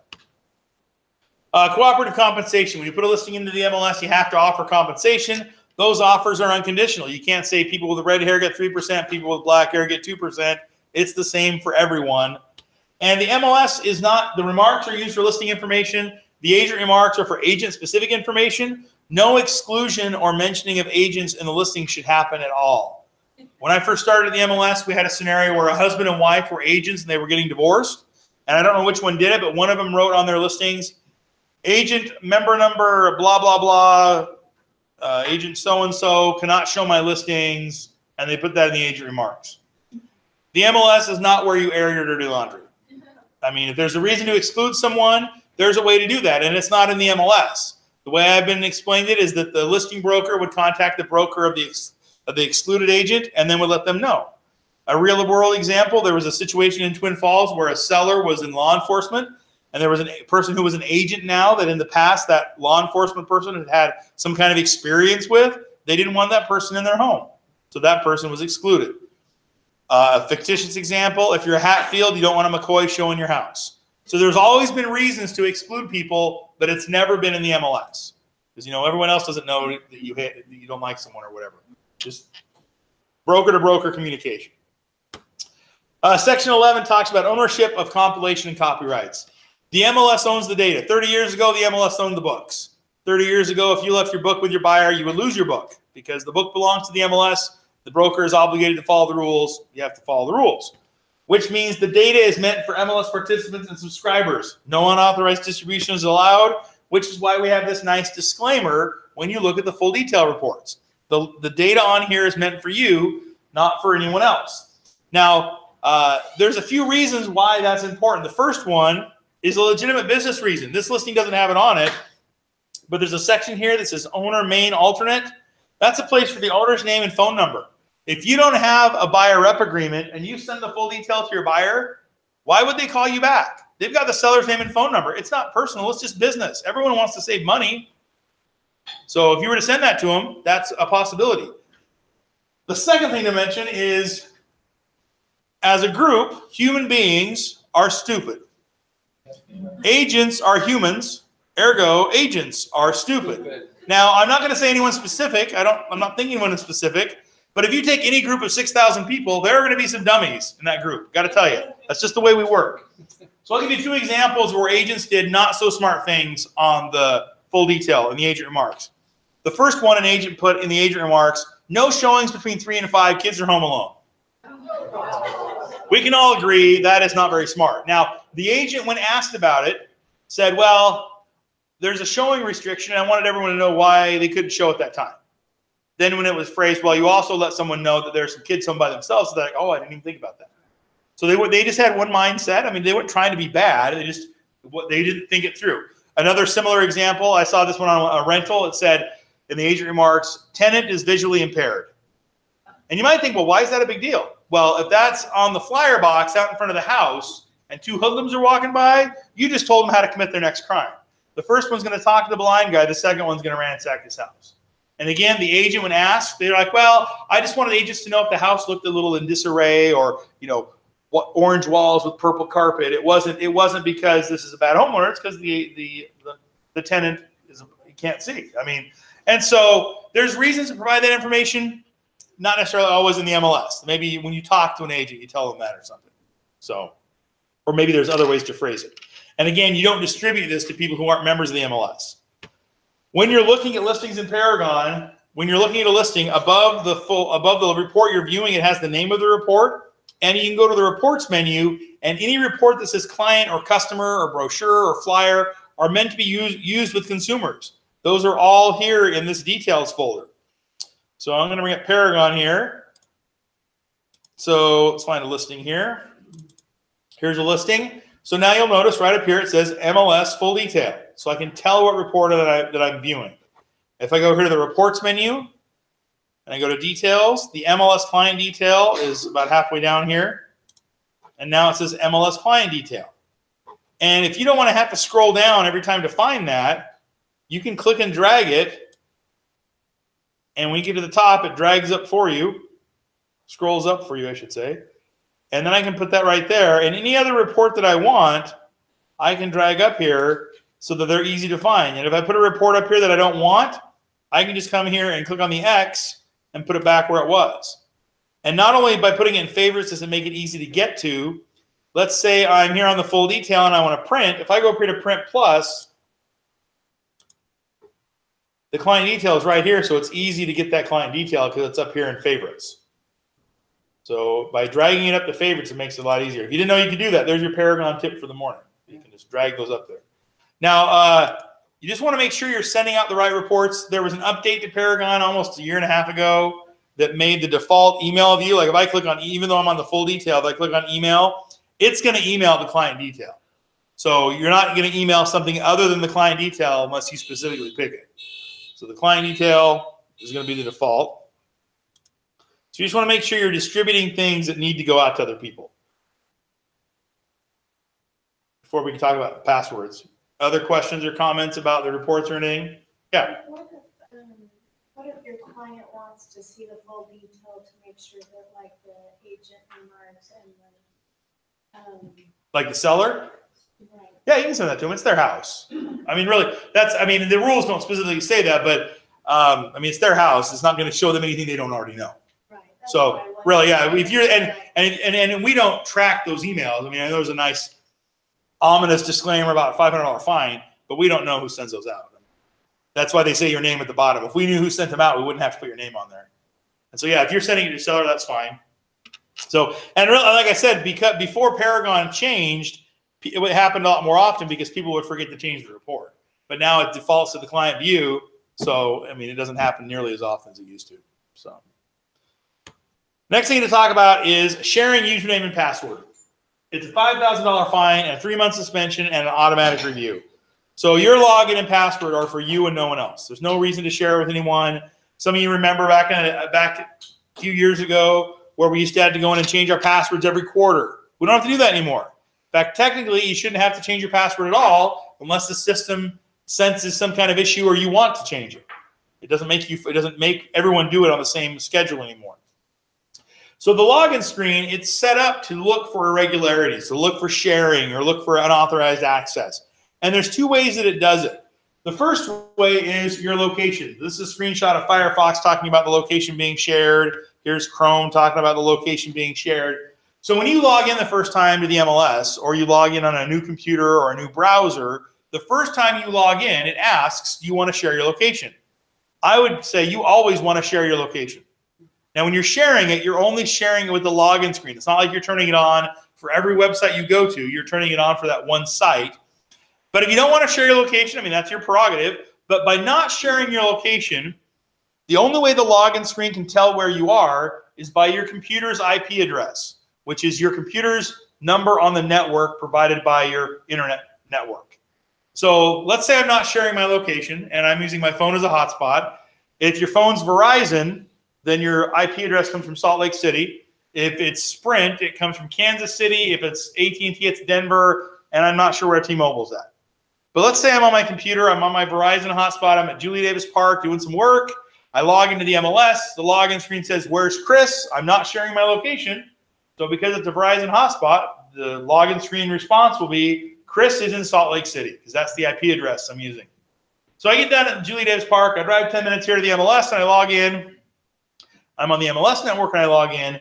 The login screen says, where's Chris? The network here at our office is going to say, I'm in Boise.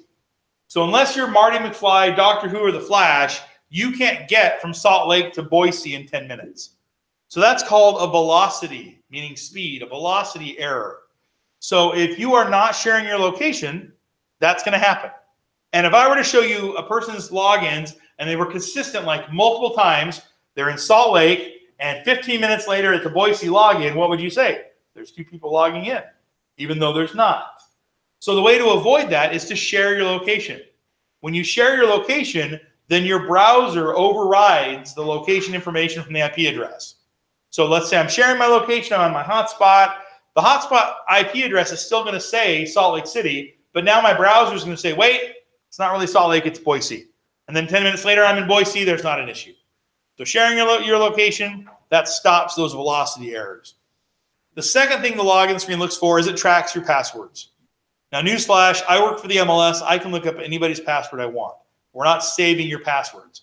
But the way that you type in your password is unique. The next time you type it in, do it in a silent, like turn off the sound in your office and listen to the rhythm of your fingers. Every time you type it in, it's going to be really similar. If I were to type in your password, I'm going to be looking at it on a piece of paper, and so I'm going to have to type in letter by letter.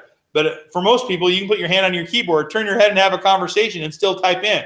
Can't tell you how many times on a sign-in sheet when someone has to write in their login number, they'll tell me, oh, I don't know it if I'm not in front of my keyboard. And it's not because they're looking at the numbers, it's because it's muscle memory. They remember how they typed it in.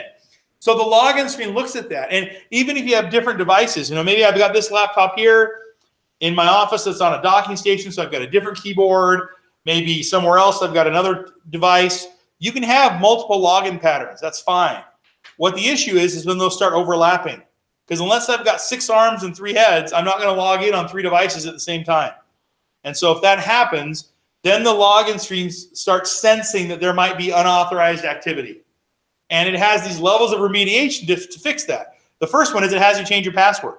So if somebody got their password stolen or something, or somebody got it without their knowledge, changing your password fixes that. But if they change their password and the person continues to get in, there's still multiple patterns, then the login screen starts thinking, well, they must have given their password out or something. I shouldn't say thinking. The login screen doesn't think. It just has different levels of remediation. And I think there's like 9 levels, and they get more and more severe. Like the first one is you change your password. Then a few other ones up the ladder, you have to wait for 10 seconds while you read a message about not sharing your information. And then the last one is every time you log in, it sends you a new password every time. So you'd log in, put in your password, and it would send you a new password to use this one time only. And if that sounds like it would be tedious and time consuming, it's meant to be. Because if you're at that level of remediation, you've gotten all these other messages saying, we think something's going on with your login. Now, there's not a person sitting on the other side of that screen watching you log in. It's a computer program. And so there are sometimes false positives. And if that happens, if you're getting annoyed by the login screen, let us know. We can set up an audit with Clarity. And they'll call you up, have you log in on your devices, and say, yep, you logged in with all 3 keystroke clusters. That's you. Then they'll turn off the remediation. We have people that turn down the audit. I'm a skeptical person. If you turn down the audit, you might as well say, I'm sharing my login. We had a situation where a top producing agent, I'm not going to tell you who they are, but if I mention their name, you would all know who they are. They were up in remediation. They got an invitation for an audit, and no joke, this is what they wrote in their response. I will have my assistant schedule and complete the audit for me. They can't do that. Your assistant cannot log in as you. If anyone else is using your number and password, you deserve all the pain you get from the login screen, because that's not supposed to happen. You are the only one that uses your login screen. You're the only one that uses the login and password. Now, if there's a reason someone else needs to get into Paragon as you, we'll talk about that. There's a way to do that, but you don't share your login and password. And before you think, well, Chris, that's just a rare case. That doesn't happen that often. I have a friend who's a teacher, and a few years ago, he and his wife were looking for a house. And just like you all probably hear with your friends and neighbors, they'll say, hey, I was on the MLS and I saw this listing. And you're like, okay, whatever, you were on realtor.com or boiseMLS.com. And so my friend said he and his wife were looking at these homes. And then he said, yeah, we were on the MLS. And then he said, and then in Paragon, I saw this. And as soon as he said Paragon, my ears perked up and I'm like, Paragon. Now, I'm not the NSA or the CIA. I didn't waterboard my friend and say, who gave you the number? But that lets me know that there are agents out there that are sharing the information. So I don't have patience. I mean, I'm not in charge of this, but I don't feel bad for people when they're going through this, because there's ways to remediate it, like doing the audit. And if you're not sharing the information, it's not a big deal. And it's one of those things that it's proprietary information. When Micron figures out how to make a memory chips quicker and faster, they don't call up Samsung in Korea and say, hey, buddies, you should do this. And if you're giving your login and password out to your clients, how lazy are you? There's probably a pillow factory or a mattress factory that needs pillow testers. Go over there and get a job where you can take a nap. Don't give your login and password out for the MLS. It's proprietary information. We already talked about Idaho's a non-disclosure state. If we were a disclosure state, Zestimates wouldn't suck. Other states that are disclosure states, Zillow's right on. They know what homes sell for. Agents hate Zillow for other reasons. Here, we're a non-disclosure state, so the big reason people don't like Zillow is because it's inaccurate all the time. It's inaccurate because they don't know what homes sell for. And so that information is proprietary in the MLS.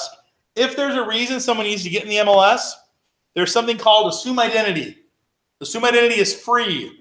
What it allows to happen is that it allows a person with an MLS login, they log into the Paragon and they assume the identity of someone else. So for example, if I'm an agent and I've got a personal assistant and they need to go into Paragon as me, I'd fill out the admin form, they'd get their own login, and then when they log into Paragon, they click on Assume Identity and go into Paragon as me. And then when they're done, they hit Assume Identity, they go back to their own account. And then there's an audit history of everything they've done. Assume Identity doesn't cost.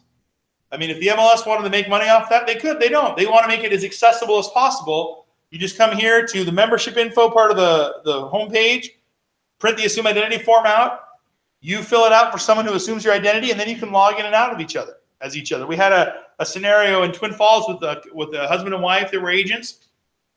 They had a previous life and retired, and they couldn't sit still, so they became agents together. They were always logging in as each other, and they were in their late 60s, early 70s or something, and it was complicating things for them because not only did they have to remember their own password and their spouse's password, they had to change them, and they had to remember the new passwords. And so that was causing issues. And so they called and said, what can we do? And they didn't know about Assume Identity. And so that's what they did. Because then all you have to remember is your login and your password. And then when you're logged into Paragon, let me get it up here. You just click on Assume Identity, click on the person's name of the identity you're assuming, and then you're in Paragon as that person. And then, so if I assume this identity, now it's going to say, welcome, fitness trainer assumed by IMLS trainer. And then I click back up here to assume identity, and I go back to my own account. But that way, anytime, the whole time I'm assuming that identity, there's an audit history of everything I did.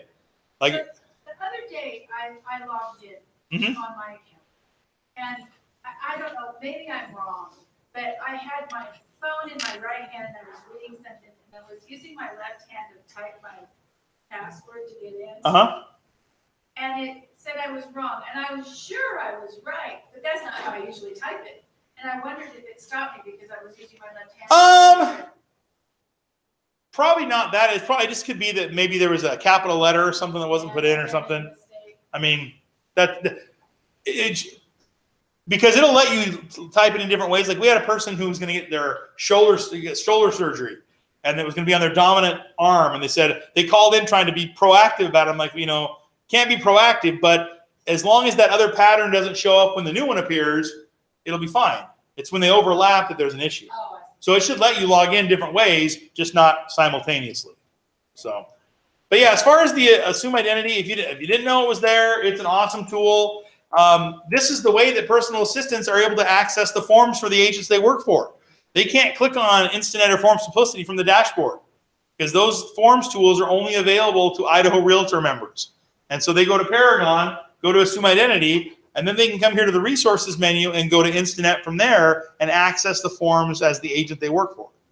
So Assume Identity is used for lots of reasons, but if you need to get into Paragon of someone else, that's the way to do it. And even if it's just temporarily, we had someone, they were going on vacation and they wanted their friend who was an agent at another office be able to help them out. And so they did Assume Identity for that other agent while they were gone, and then they turned it off. Not a big deal. Yeah. So you do have to be a licensed agent to assume? No, you just have to have a login to the MLS. So it could be an unlicensed personal assistant. They already have a login. Then you do Assume Identity to assume their identity. Yeah, they don't have to be an agent. Now, obviously, to legally do things that an agent does, they would have to. But as far as the MLS is concerned, whether they're licensed or not doesn't matter. On the admin form, it asks for that. But really, the main reason it asks that, if someone's licensed at an office and they're not a member of the MLS, like they're on waiver, then by marking licensed assistant, that helps kind of correlate with the waiver. So, but yeah, it doesn't really matter. So anyway, so just make sure you're not sharing your login and password. The login screen has really made a big dent in that happening. I mean, so if it doesn't happen that often, but just make sure you don't do that. Next thing to talk about is section 12.3, information reproduced. Basically, this is talking about when you create your own flyer or your own report, you just got to make sure you leave the same thing off on the client reports that the MLS leaves off. Like you can't put the listing agent or the seller or compensation or bonuses. You just leave off the same information that's on the client detail that's left off. Can't share sold data of listings that are not your listings, meaning you're the listing agent, you can share sold data specifically. If you're not the listing agent, you have to be general and not specific. For example, if you're a listing agent, you can say, these are my listings, this is what the address was, this is what they sold for. If you're anyone else, you can't do that. But if you're the selling agent, you could say, I sold 3 properties in Paramount, one at $340,000, one at $285,000, one at $315,000. You can do that. But you can't say 2435 Paramount Way, I sold for this amount, because it's not your listing. You can, and you can put the price and a general information like the subdivision or maybe even the road, but you can't put the address and the price together. And I had someone say, well, you know, if they just put the road and the price, people are going to figure that out. Well, good for them. Way to go, Sherlock Holmes. You figured it out. You didn't spoon feed it to them. That's the rule. Now, the listing agent can do that. And this applies to whether it's marketing or any Facebook advertising. If you're putting a listing down and you weren't the listing agent and you're putting this specific property sold for this specific price, that's a violation. You can't be specific. So, like I said, only the listing agent can be specific. Yeah. On a market analysis? No. Okay. This is advertising. Talking about advertising. You can still do a CMA. CMAs you can do. That's solicited. You have people you're emailing. You can do that. But when you're just unsolicited advertising, and I had someone say, what if I do like a market analysis report that I send out quarterly to people? That would be advertising. Because they're not saying, what is my house worth? They may not even ask you anything in a year and you're still sending them things. So if it's going out in a public fashion, it's got to be less specific. And again, that applies whether it's Facebook or mail or anything. We had a situation last fall where a broker went in, because brokers have this statistical reporting tool where they can go in and get statistics for the entire MLS. They can go and see the production of every agent in the MLS, every office in the MLS. And so a broker had gone in and done some statistical reporting and had analyzed some information and had created some graphs and charts for their office. And they shared it internally in a Facebook group for their office. And then that got shared externally with consumers. And other brokers that saw that weren't happy. And not that it gave incorrect information, it just was created. I mean, you can make numbers say whatever you want. And so it just didn't make some offices appear the way they wanted to appear or whatever. But I mean, the big thing about that is that you can't share data that's not your own. And so you just got to make sure that if you're doing that sold information, you can be general, you just can't be specific. And if you're creating any other kind of advertising reports, you have to make sure you cite your source. So if you're doing an analysis that you're sending to 10,000 people and you're saying, this is the statistics in Ada County from the last year, you have to cite your source. It's basic 7th grade English composition. If you write a story on Huck Finn, you're citing Mark Twain. BRR puts out statistics all the time on Facebook and Instagram. And if you look at the bottom, where are they getting the numbers? They didn't go walk around and talk to 200 sold sold property sellers. They got it from the MLS. It says on there where they got it from. You just have to cite your source. Section 16 is the standards of conduct, very similar to the code of ethics. So we're not going to go through all of section 16, just some bullet points here. You want to make sure you respect exclusive representation agreements, place signs only with consent, don't extend a listing without consent, no poaching listings, adhere to listing expiration dates and representation agreements, verify if the client is subject to a current agreement with another broker, be truthful in speaking of other agents and brokers, have true representations of the property in the MLS and to the public, make sure you're acting honestly and ethically. Don't solicit listings that are already represented by another agent or broker. Represent the best interests of your client, and these are not intended to prohibit ethical, albeit aggressive, or innovative business practices. Ethical, albeit aggressive, is an awesome phrase because you can push the line. Basically, you're not crossing the line until you're stopping someone else from doing their job. If you're impeding someone else to be able to bring a buyer, make an offer, can't do that. But you can be creative. I'll give you a perfect example. There's an agent here in Boise that when he stages his properties, he has fake TVs in all the rooms, fake computer screens. But on all those fake screens, he puts his business card. So fake 50-inch TV in the living room, big giant 50-inch business card.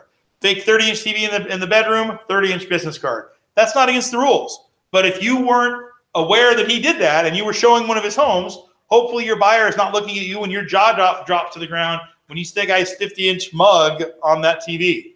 And so that you can do those things. You can be aggressive. I mean, how many times have you gone to a house and there's a business card on the bar? He's just taking it to the extreme. So you can be aggressive. You just can't impede someone from doing their job. And you guys take ethics classes all the time. They've got this blocking here right now, but I'll move this just to the left. Here's the nice ethics cycle reminder they got on here. So you guys do ethics all the time. So if you're following the code of ethics, you are more than likely going to be within the standards of conduct by the MLS. I mean, honestly, a lot of the structure of the MLS rules comes from a framework that NAR provided years ago. So, I mean, it's not like it's going to be that different from what you're already doing. Hey, Chris, Yeah. but if you're taking pictures of the inside of the house for the MLS, we can't have. Oh, I'm glad you mentioned that. So I used to tell this. That's how we found out about it. I mean, I didn't go show his house. He took pictures of his listing, put them on in the MLS, and you can't have signs in your photos. 50-inch business card is a sign. And so he was, and he was a good sport though. He tagged the MLS on Facebook. He said, "This is the last time you'll see these online. Thanks, MLS." I mean, he was a good sport about it, but that's how I found out about it. I mean, and I didn't ask him. I'm not going to say who he is, but I use that example in class all the time because if I was a seller, that's what I want my agent to do. I want that guy's face everywhere selling my house. Yes, I realize that there are other agents that will bring buyers, but if my guy's face is out there, then people are going to remember him and buyers are going to remember him and say, "Hey, agent, we take me to that guy's listing," and that's what you want to have happen. And so that you can be as aggressive as you want, you just can't push someone else out of the way. So, Question. Yeah. Over the weekend, I listed a house, and it was on the market like for 3 hours. The first agent that went through, she got the key out of the key box, and it goes on your phone. It's someone's agent or whatever. And I went, okay, cool. Awesome. So, but usually I get a second one when the key goes back in and they shove the thing back in. Mm-hmm. So I got the second one and it said agent was in for, 45 minutes or whatever it was. But then when the second person showed up to show the house, they called me and said, "There's no key in the key box." I got a call 5 hours later. I got 2 more people that came to show the house. I'm scrambling around to try to get another key. Key made. Seller's out of town. I go, and a lady calls me and she goes, "Well, we have an offer on your house." And I said, "Well, what's your name? Who are you?" And I go back and look on my phone and I go, "You were the first person that was in there." She snagged the key out of the key box so that nobody else could get into the house. Do I have any recourse as an agent? So the MLS doesn't have a rule about that, but I would think that would be an ethical complaint. I mean, that's where I would take it is to the. I mean, that's all. Yeah, that as well. She covered up and said, "Oh, I forgot I put it in my pocket," but it was like. Yeah, I mean, right now, yeah, because right now the MLS doesn't have a rule about that, but yeah, that's kind of shady. So. It's really shady. Yeah. Well, and I mean, if they did it, if you give them the benefit of the doubt and did it by accident, that's one thing. But what I would say is if someone's done it by accident once and it happens again, that's not accident again. So, but So yeah, that's. If you guys hear about that happening, let somebody here know. Because I mean, I'm sure they could add that to our list of rules about the lockbox just to make sure that the keys are replaced in a timely manner. Because obviously that would not have been that case. So, and like I said, I know somebody mentioned it's theft, and I talked about the code of ethics. But I think if the MLS had that as a rule too, that wouldn't be a bad thing. So, but I thought you were to talk about you got notified about one showing and not another, and I was ready to talk about. No, it was weird. 'Cause Lockbox. I saw that she slammed the little drawer back into the box, and I just assumed that everything was hunky dory. Has anybody else heard of that happening before? Yes. Okay. Oh my god. Okay. So you're not alone. That's it. This is the first time I've heard of that, but I was wondering if it had happened before. So okay, that's good to know. So that would definitely not be ethical, albeit aggressive. That would be not ethical. IDX rules. Section 18 is all about IDX. IDX stands for Internet Data Exchange. That's the overarching term that means listings on websites. So any listing, any website that you have or your broker has, Section 18 defines how that has to be displayed, how it has to be updated, how it can look. Any vendor that we work with, when they become a partner with Intermountain MLS, they're given Section 18 so they know what they need to be in compliance with. So in most cases, the agent is not the developer, so they are relying on their website to be compliant. So we try to help that happen. In order to have a website, there's a broker authorization form you fill out. And then again, whatever vendor you're using would make sure they're compliant. So Section 18 covers all that. We're not developers, so we're not going to go through all of Section 18 here. The next one to talk about is variable rate commission. Section 5.3 talks about this. The definition in the MLS of variable rate commission starts with this line right here. It says, this is when the seller agrees to pay a specified commission if the property is sold by the listing broker without assistance, and a different commission if the sale results through the efforts of a cooperating broker. And then the last line says the listing broker, in response to inquiries from potential cooperating brokers or agents, must disclose the differential. So variable rate commission means the total commission changes based on where the buyer comes from. And so the little scenario here, let's say I'm working with a seller and I tell them if I double end it, it'll be 4%, but if we work with someone else, it'll be 6%. That's what this is showing. If I work alone, it's 4%. We work with someone else, we each get 3%, it's 6%. In the MLS, all your marking is yes or no, so the other agent knows to ask you the difference. If they don't ask you, I mean, if you want to tell them, that's great, but the MLS doesn't require that, other than if they don't ask you. And this is really just talking about from the beginning with your seller, that's your scenario. In the process of accepting offers and negotiating, you can change your commission with your client. You can't change the commission the other agent gets, though. And so that's not variable rate. Variable rate means from the beginning it's two amounts. So you just got to make sure that if you have a variable rate commission, you're marking yes in the MLS.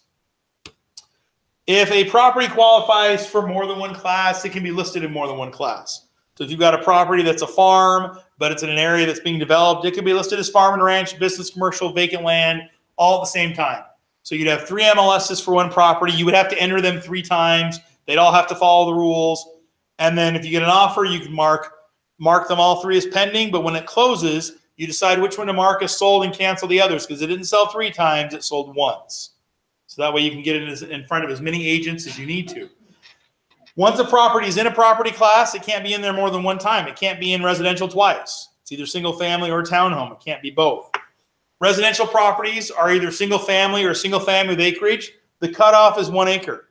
So if it's 1 acre or more, it's single family with acreage. If it's less than 1 acre, it's single family. Doesn't matter how excited your seller is with their 0.85 acres. They don't have an acreage, so they don't have an acre, I should say, so they don't have an acreage. So it's just single family. And if they don't like the MLS answer, get them a dictionary, because I'm sure the word acreage includes having an acre. And Paragon has programming on the back end that if you have less than 1 acre and you have a single family with acreage, it'll tell you it's a mismatch because they don't go together. So it's got to be correct. Below grade is a basement. So when you're entering your square footage, you want to make sure you enter it appropriately. Select the right property level with below grade. Parcel number is required on all listings.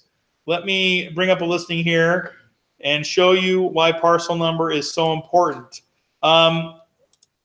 With parcel number, when the parcel number is entered correctly, it links to the tax record on the MLS full detail. And if you're looking at a listing, let's find one here. Go. If you don't see the tax icon, which I'm trying to find when they won't have the tax icon, then you will notice the parcel number is entered wrong. All right, so here's a property in Nampa. There is not a tax icon here. Here's one in Nampa that there is. The tax icon appears when the parcel number is entered correctly. In Ada County, most parcel numbers begin with an R. In Canyon County, they never do. Welcome to Idaho. We have 44 counties, 44 ways to skin a cat. There's 44 ways to do it differently. So I'm going to click on the tax icon here. This tax icon, you'll notice, starts with an N. Now, not all Nampa ones begin with an N. Not all Caldwells begin with a C. But they never start with an R. And so when I go back to this listing, here's the parcel number down here at the bottom. I know it's hard to see, but there's an N there. If I go to this one that doesn't have it, you'll notice it's the R. Can you see the R yet? Yeah. You barely see it anyway. It's an R. There's an R right there. So if the parcel number is not entered correctly, that tax icon's not there. If you fix it, then when it does the nightly processing, the tax icon will be there. It's only Canyon County listings that have that problem because the county assessor gives us two numbers, the parcel number and the account number. And some title companies don't provide it the same way. So if you're looking at the listing, the tax icon's not there, just verify your parcel number. When you're entering the square feet, you want to make sure you match all your levels. When listings are sold, are they closed? They're entered as sold, not canceled. We talked about unpublished solds as office exclusives or pre-solds. Canceled is another withdrawn status. The MLS is an online representation of the documentation with your seller. So when you say your listing is canceled, that means the seller up agreement that created that listing is also canceled. Now you could have a brand new seller up agreement for a new listing. That's fine. But when you say it's canceled, it means that listing agreement is canceled.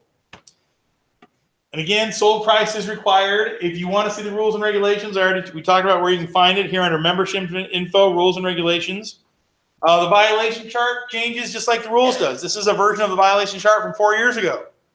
And I leave it in the presentation just so we see an old version of it. So anytime there's updates, it's updated as well. If you see a listing that has problems, hit the correction button and let us know. Hitting the correction button and sending us a message about the listing does not mean a person is going to get a fine. It means we are going to reach out to them to get correct data. If they give us the correct information, they're not going to get a fine. It's only when someone doesn't give us the correct information or they entered it late or something else, things they can't fix, that fines might be assessed. But the correction button does not mean automatically someone's going to get a fine. And even though we've been looking at them, the rules themselves aren't black and white. There's a lot of gray area there. I'll give you a perfect example of some gray area.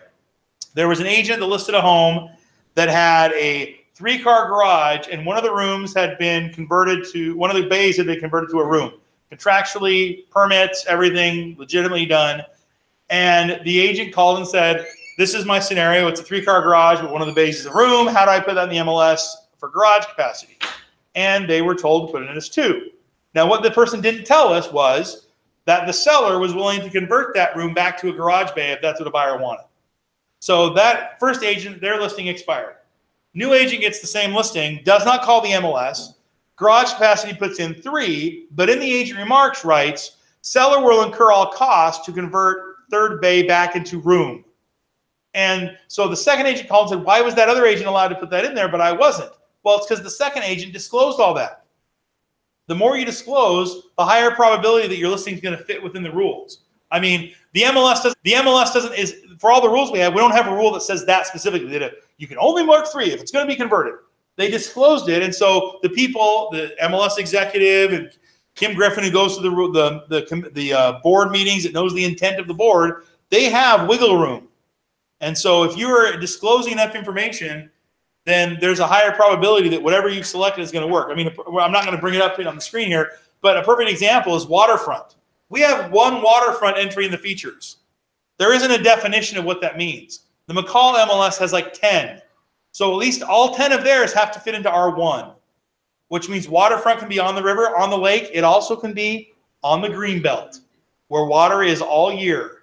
If your house butts up to the green belt and there's water in that creek all year, what else are you marking? We don't have creek side or green belt side. Waterfront has to work if you want to describe that. And so there's lots of ways that the listings the rules are vague enough to apply to lots of listings.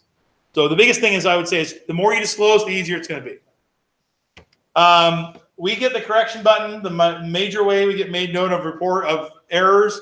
But if you want to call or come in, you can do that too. And if you don't want to tell us and you want to talk to the agent directly, you can do that too. We want accurate data. I mean, it's not like we have to have it all come through us. If you want to talk to someone and say, hey, I noticed this on your listing, you might want to fix it before the MLS gets you, do it. Throw us under the bus. We can take it. We want accurate data. So it doesn't have to be, you feel like you're being a narc and telling on somebody.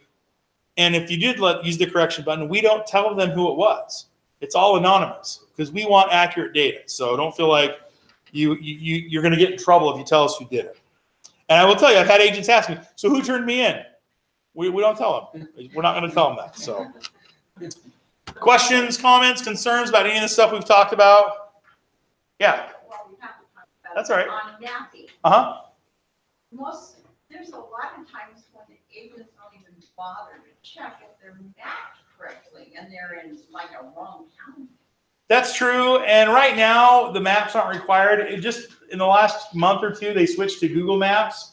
I haven't heard that they're going to require that, but now that it's Google and not Bing, I could see that being a better possibility. But right now, there isn't a rule about that. I mean, because every agent, even if they don't enter their own listings, they can go in and fix that mapping. They don't have to take a class or anything. Yeah. Is there any discussion about changing contract terms now so that the seller is required to sign either an acceptance or a rejection for a counter? There's no current place for them to sign that they even saw the offer. That would be a question for the Idaho Realtors because they're the ones that do those forms. So, but you might email them and ask them that. I know they have a forms committee that meets every year about changes of the forms. So, yep.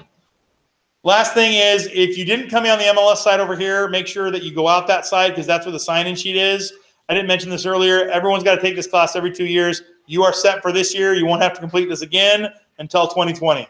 So, thanks for coming. Have a good morning. Good afternoon. Chris, I got a question. Yeah. I have two questions. Okay. The first one is I have a listing like 3 years ago. It started out with a lease option. And so the seller and the buyer agreed that they would do the transaction. And through the several years, the owner gave the buyer like 2 years to get his credit and that's to buy the house. 2 years went by. The seller says, I'm not quite, the buyer says, I'm not quite there yet. So the buyer says, the seller says, okay, that's okay, I'll extend you. So they extended us. So they extended them. But my original listing in MLS would not let our office administrator go in and change to push out the date. It only gives them 6 months at a time. So all of these years that have gone by, it's been 3 years now. She has to go in every 6 months and just extend the date to the last date possible. I'm getting calls from agents that are looking at that from 3 years ago. And they're saying, we never put sold. But it didn't. It never closed. Right. So there's no category. It's either lease option or sold or pending. There's no middle. Right. Well, they're still waiting to close. I mean, it's been 3 years. Right, but I mean, I see how that paragon to go 18 months out. I mean, it's almost like they're renting. Right. At this point, they're month to month. I mean, it's almost that's what it's like. But I'm getting yelled at from agents saying, "Well, you're misrepresenting this," and the original sale price was like $283, and the neighborhood now is like $550.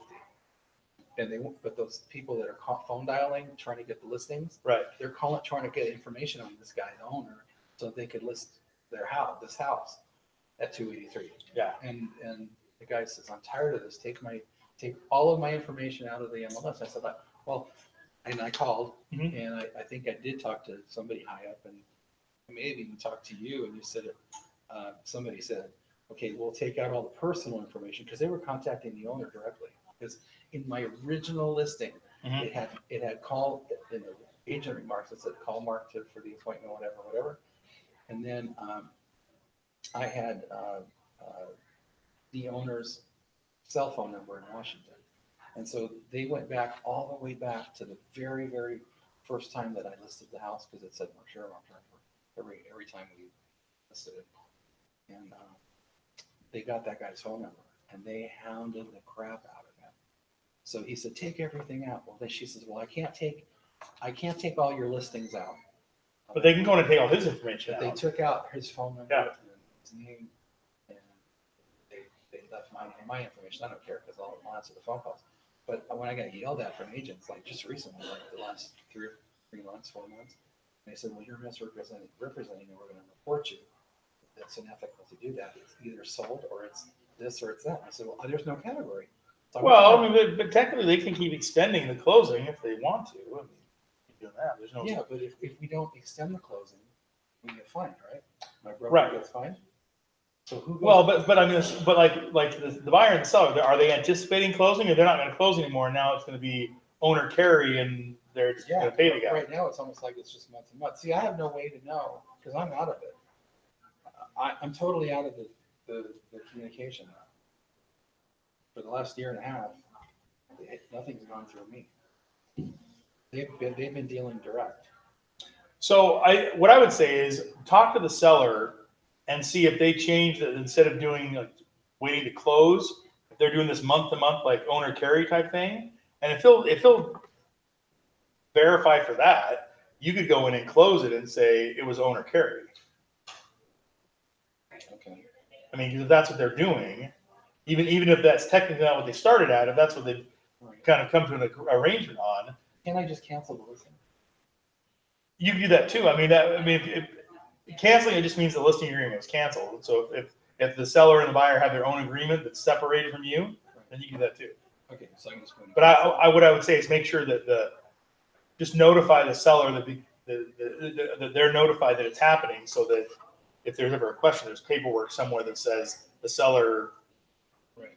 canceled it. Or whatever. Right. So would I send him the cancellation, termination Yeah. contract? Just sign it? Just send that, and that way it'll stop it being a pending listing, and then Okay. Yeah. I just want to make sure everybody's covered. See, we can't. Yeah, that would work. Our office can't deal with them. We have the owner broker has a office administrator, Uh-huh. and she puts she does all all listings. of our agents. So like if something happens over the weekend, or I want to upload a picture or do something, I don't have access to any of that stuff. Now photos you do. You don't have to have your broker's permission for Oh, that. pose I do. Yeah. Okay. Awesome. But yeah, the rest, most of the stuff, yeah, they'd have Yeah, to do because that. I've tried to go in and like, change What stuff. else? Because they bring stuff to my attention, and I go, Smith and Quill. Oh, okay. Larry Quill. Yeah. But second question I have is that when you do a search, okay, and you pull up, like, let's say you've got 4 properties that come up from your search criteria. Is there a way that you can print, you know how the screen comes up and it gives you the four listings? And then it's the big long Like the spreadsheet, yeah. report spreadsheet. Is there a way that you can go to print and you can print those details for those 4 properties Like without the having to go one? like the full detail. Yeah, here I'll show you. Okay. So when you bring up your listings here, Let me keep you, but it's all good. bugging me. Yeah. So if you like have a group of properties Uh-huh. and you select the ones you want to work with, like let's say these are the 4 that I want. Okay. If you go up here to print and go to print plus. Okay. So print plus will give you an option to print the ones you've selected. Okay. And so so I'll do it again. Like you go up here to print and then print plus. Okay. And then, so it's on selected. And so I could come here and let's say I want to print a full detail for for all of those. So then I just make sure the full detail is on the selected side and no other report. Okay. And then it would print all 4 of those with a full detail. Okay. So yeah, we just go to print plus, and then you have those options. Okay. They just have to be checked. Yeah, and even if they weren't checked, like if I just had, like let's say, those are the only ones on my list. If I go over here to print plus, then it'll let me do current or all. Oh, okay. So if I just have a small list or the list I want, I can just do all, and we'll do all of those. Okay. For some reason, I must have hit something different because I showed 11 properties over the weekend, and I pulled up all 11 of them, and I went to print plus, and Maybe I didn't select the one that said. Well, yeah, if you've got a bigger list, Because this is what printed, this report. yeah. So like when you go to Print Plus, it's going to print whatever you're on, like it's on that spreadsheet. Uh-huh. But if I added like the client detail and full detail, and then I took that one out, it would only print those 2 reports. Oh, awesome. So, but yeah, Print Plus can do what you Awesome. want. Yeah, they've got it. It's so weird. They have it. They have our Xerox work center connected. So like if I want to print a flyer for you, I have to go in order for me to print that. I have to put my last 4 digits of my social because it calculates. Oh, calculate, yeah. If I make a color copy, I get charged 34 cents. If I make a black and white copy, I don't get charged. But every time I was printing those detail sheets, they'd ask me, "What's your code? What's your?" Yeah, Print Plus will make it all one print Like, job. oh my god, I'm yeah. here for like a half an hour trying to print. You know, I was like going crazy. Yeah, so yeah, Print Plus should make that easier for you. All right, thank you very much. Uh-huh.